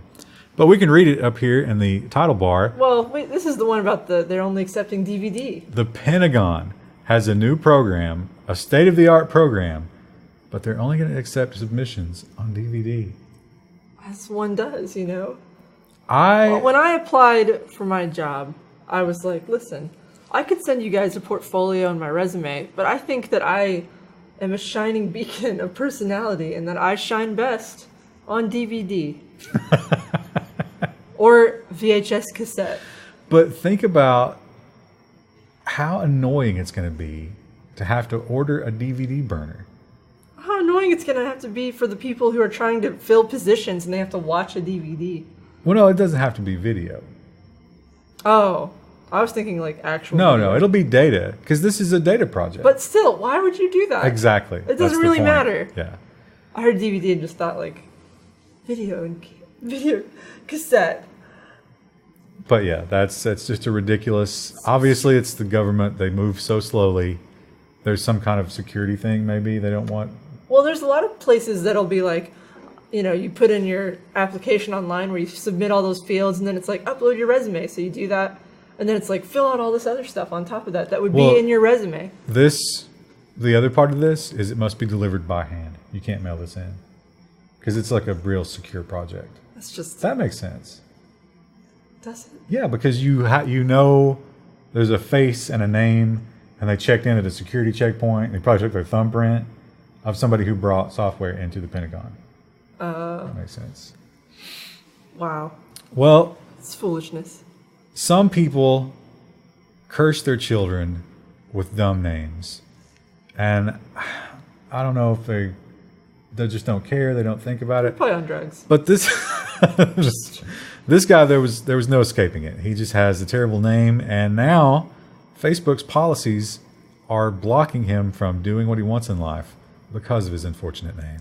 Poor Mr. Anus, the council candidate given a bum deal by Facebook. Bum deal? Do you see what they did there? Get it? Do you see it? Because anus is a word for part of the butt. That's another word for it. Luke Anus. That's this guy's name. And sounds kind of like a superhero name, doesn't it? Lucanus? Like if you say it all together as one word? Well, no, like, Luke Anus, Captain Anus. No, like Lucanus. That sounds like a Mortal Kombat character. Yeah. Yeah, Lucanus. He's OP right now. So he wants to run for some political office, and he actually has a campaign, and he's had to change, like Facebook will not let him in as Luke Anus. So he's changed all of his campaigning stuff to Luke Anu. He's campaigning as Luke Anu. We've run into this before on projects we've worked on where we'll get a list of banned words. And I mean, it'll just be ridiculous stuff. Like they'll be like, this is clearly a fake name. It's like, no, that could be a real name though. I mean, yeah. Well, the one that, so the reason we had to implement that on the one project is someone signed up as Pussy Destroyer. I remember that. It's so terrible. It said it on their profile and everything too. It was really funny. I mean, it's really childish and stupid, but it was kind of funny. Well, they were high school children. Yeah. But still, even as a high schooler, because you did this for a grade, and somebody had the balls to sign up as that. Probably just to like, I mean, A, to make their friends laugh, or to like make the teacher angry. You know what? I hate to admit it made me laugh a lot. And then I forwarded it to everybody in the office, and they also laughed. Well, and then we got the list of banned names, and then that went around the office a second time. So good. And, you know, high school students, they can be funny. You know, they can be hilarious. In a childish sort of way. They can come up with some good things. Doting high school mothers, they can be some of the most unbearable people on the planet. And this is a perfect example of that. This is an unbearable mama bear. Mother files federal lawsuit after son doesn't make varsity team. Is this really the end of the world? I hope so. Because how can we go on from this? So this is a soccer team, St. Louis, I guess. And the rule is when you hit junior year, you can't be in junior varsity anymore. You have to go out for the varsity team. Well, this young man wasn't very good, and he didn't make the team. And the rule is, hey, the younger players need a place to play, so you're not allowed to just go back into junior varsity after you suck at varsity. And this mom, she didn't like that. I just don't understand. Like, why not just join him into a city league instead of the high school team? Like, why does it matter? Because he is a special little angel snowflake, and he deserves to be appreciated as such. He could still play. Now, the grounds of her lawsuit mention things such as the girls' team doesn't do it this way, so it's not fair. And do you think that kid's embarrassed? Oh my God. Do you think forever he will be remembered as the kid whose mom sued because he sucked at soccer? She just, I wouldn't, I might be kind of annoyed that I couldn't at least play at least in some league in high school, but I wouldn't want my parents to get all up in arms about it and go to school. I begged my mom not to go to school for stuff. I was like, no. I'll deal with it. Well, yeah, you want to deal with it yourself. Yeah. And I think you should be forced to deal with it yourself because that's by the high point. School, yeah. Like you're supposed to be learning life skills. You're going to have to get some sort of personal accountability in life. But you know, the modern younger generations, they don't like personal accountability. Maybe he was fine with it. Maybe he was like, I'll get to play varsity. If he wasn't at the time, I bet he's changed his tune now. He wishes this never happened. Yeah, because everyone's making fun of him. It failed. They backed up the school and the coach, but it had to go to a federal lawsuit, which is just astonishing. Well, here's the question, and you know what? Here's another situation where I wish Wendell was here, because I think this would be interesting. The two of us, we really don't care too much about our phones. I mean, a phone is convenient. Mostly, it's convenient when you're pooping. I was going to say when we go to lunch and we argue about some sort of pedantic thing, it's like we have to look it up. Is Betty White still alive? And you have to know. You just go right in there and Google it. 90% of the stuff on my smartphone is looking up crap like that. Right. Or, you know, if you have to wait in some capacity. If you're getting your oil changed or, you know, you're in traffic, it's dead stop traffic or whatever. You can't move, You got something to do. But Wendell is on a whole other level with phone dependence. It's astonishing how often he will check that phone. I meant to ask him recently, how many people is he following on Twitter? Because I don't follow that many people, so my Twitter feed doesn't update very much. Twitter is like his world. Yeah, he loves Twitter. It's amazing. But so the reason I mention that is because the question is, what would you give up in order to keep your phone? And some British Columbians have weighed in on this. Yeah, I think scroll down so they can see the graphics here. We got to read the headline. More than a quarter of British Columbians would give up a spouse for a smartphone. So that's a quarter for a spouse, age 25 to 54. Next up, what's next? Heat A third. How crazy is that? A third of people. And this is British Columbia. It gets cold. Yeah, And finally, a day's wage, a fifth. A day's wage is crazy to me. That is crazy. Because how are you going to keep your phone running if you can't pay those data plans? Or think about all the other goods and services you could be on Amazon ordering things. Well, you can do it on your phone. Yeah, or you could do it on a PC. Doesn't matter. Maybe they don't have one. That is true. A lot of people don't. They also admitted a huge percentage of those people slept with their phone either in their hand or next to them on the bed, so that in case of vibration, they'd wake up and they could immediately deal with it. I usually keep mine on charge, but it's usually up on my dresser. What? Yeah. So, a disgusting display from the British Columbians. I hope they apologize after they answered those questions. I'm sorry. I'm sorry, but I have to be truthful. That's the other thing. It's hard for them to lie because genetically they're Canadian. Yeah. And so it's probably, we got a lot of truth out of that study we wouldn't have gotten in other countries. It's good to see. The story baffles me. The next one, yeah. I don't quite understand the vitriol. Why they are so angry. But it is interesting. The Swiss soccer fans temporarily stop a soccer game to protest esports. That's right. They unfurled this big pause banner after throwing controllers and tennis balls onto the pitch in order to stop the match. I don't understand this. Maybe they really hate, XQC, the seagull. I don't. Well, there's some players in the Overwatch League. I'm assuming those are Overwatch players. Yeah. It seems like the big one that they're protesting is FIFA. And I didn't even realize they had an online. My best understanding is that FIFA might be pulling interest away from actual soccer. Which that seems crazy to me. I feel like you'd want to watch real soccer instead of FIFA, but maybe not. Yeah. I guess you can play FIFA. You can play soccer yourself too, but not at the level someone is playing in an actual league. And not around the clock at your convenience. Yeah, FIFA though, you actually stand a chance of gaining the skills to play. And it's a lot. It's true that there are a small percentage of people genetically, no matter how hard you work, you are never going to get to a certain level with soccer. I thought you were going to say in Overwatch because I haven't made it to Diamond yet. No, you could. You waste your time on useless things when you should be playing Overwatch. But I'm saying it's much more likely that with just constant playing, you're going to get further in FIFA than you would in real soccer. Yeah, it's, physically you're just going to reach a point where you can't. Yeah. Or maybe you're like a 5'2", Yeah. And it's just not going to happen for you. Your little stumpy legs are never going to carry you to fame. Whereas they might. Not in soccer. They might in FIFA.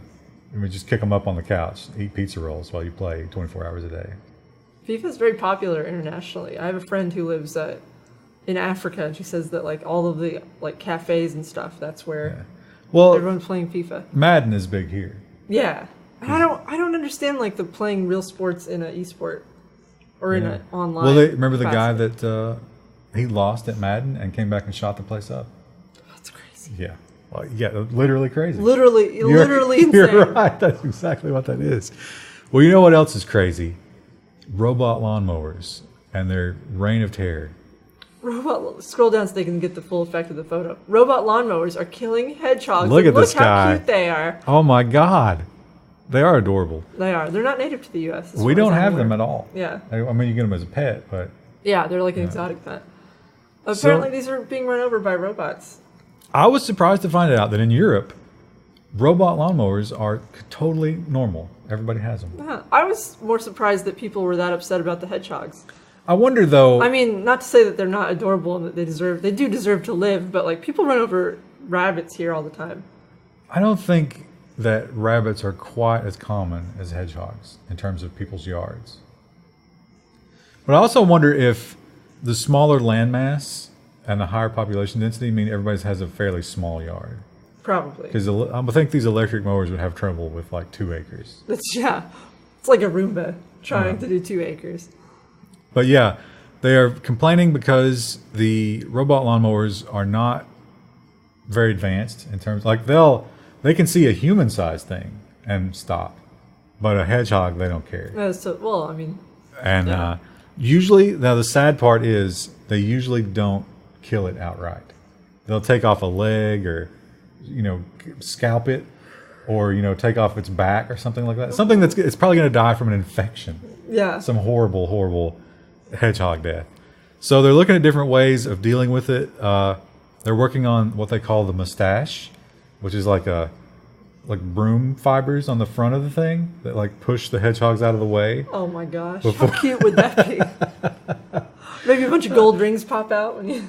They're also talking about changing, like instead of one big blade, it's like a lot of multiple smaller blades that spin in their own on a big blade. And somehow that's less dangerous for the hedgehog. I don't really understand how.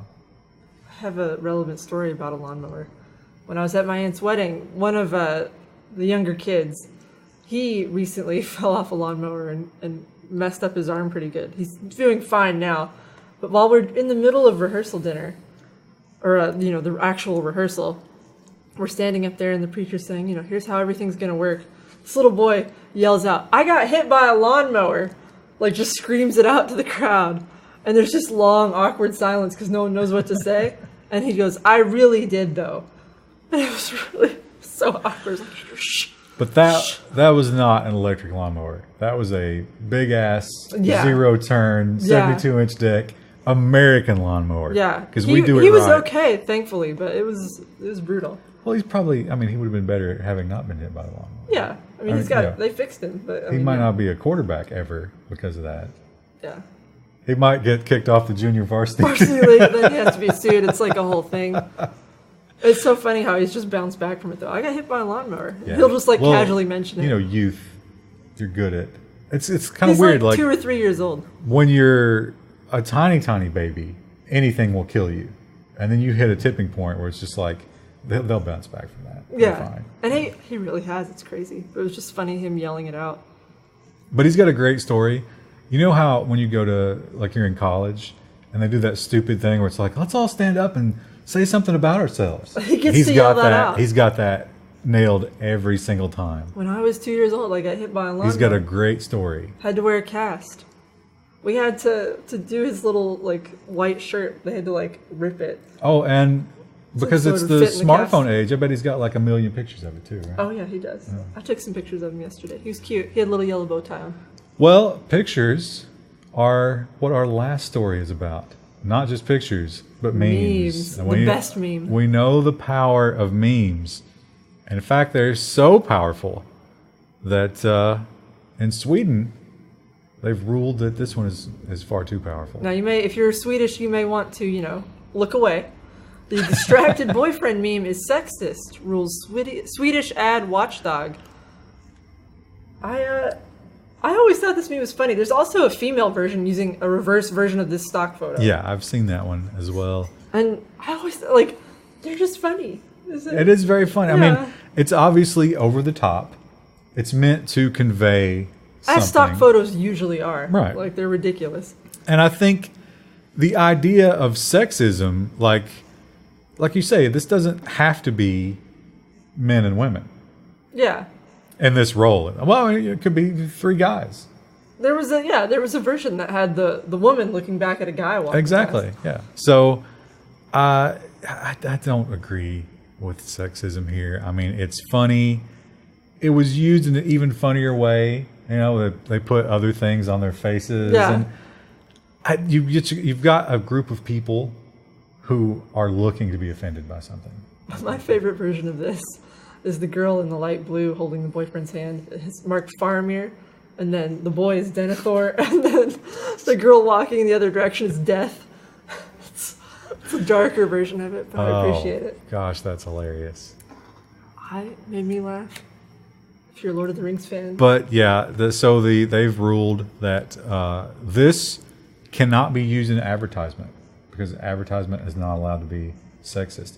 They say that Sweden is really high ranking when it comes to, gender equality and all that. But when it comes to advertising, they're very bad about using sexist advertising. I could see that. Are you at all offended? If you see a billboard and it's an ad based on this, does your mind go to sexism at all? See, my thought is that the meme economy of this just went down because it's being used in advertisements now. It's like, ooh, not cool anymore. Time to move on. Time to invest in moth and lamp memes. I can think of at least 2 separate occasions where I believe that you have actually been discriminated against, not by this workplace, no, but with people we work with. Yeah, clients. And those situations are wildly different than this. Yeah. I mean, it's very obvious when that's going down.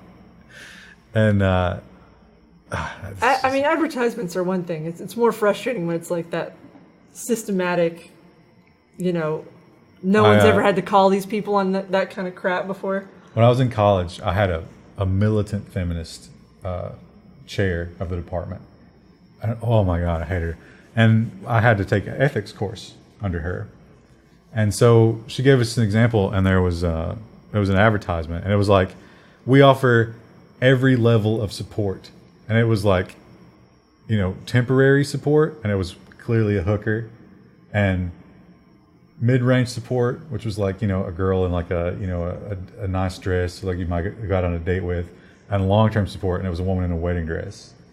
And she was like, list one word that you feel this advertisement, what it represents to you. And mine was effective. Effective. And the anger in her eyes when I said that. It was like Satan was just channeling through her. It's a garbage advertisement, but it got the point across. Got the point across. Yeah, it was clever, it was memorable, and you understood what they were trying to sell you based on that. But it would have been just as funny if it was dudes like that, Yeah. Like, I don't know how you would. I can think of like a gay prostitute, how that dress would be. Maybe it's the booty neck shorts. beard, the long-term boyfriend and then the husband. I don't know. Yeah, there's a way to do that. We'd have to think about it, but you could do it. Yeah, probably not as effective as the one which. I'm not saying it's probably not sexist, but it's not. I wouldn't say it's offensively so. I wouldn't be really offended by that. Well, that's the end. Thanks for joining us. We'll be back next week, and Wendell should be rejoining us after he's taken care of the problems that we talked about. All 3 different scenarios that Ryan made was up. the same one every time. I don't know what you're talking about. Yeah, we'll see you then.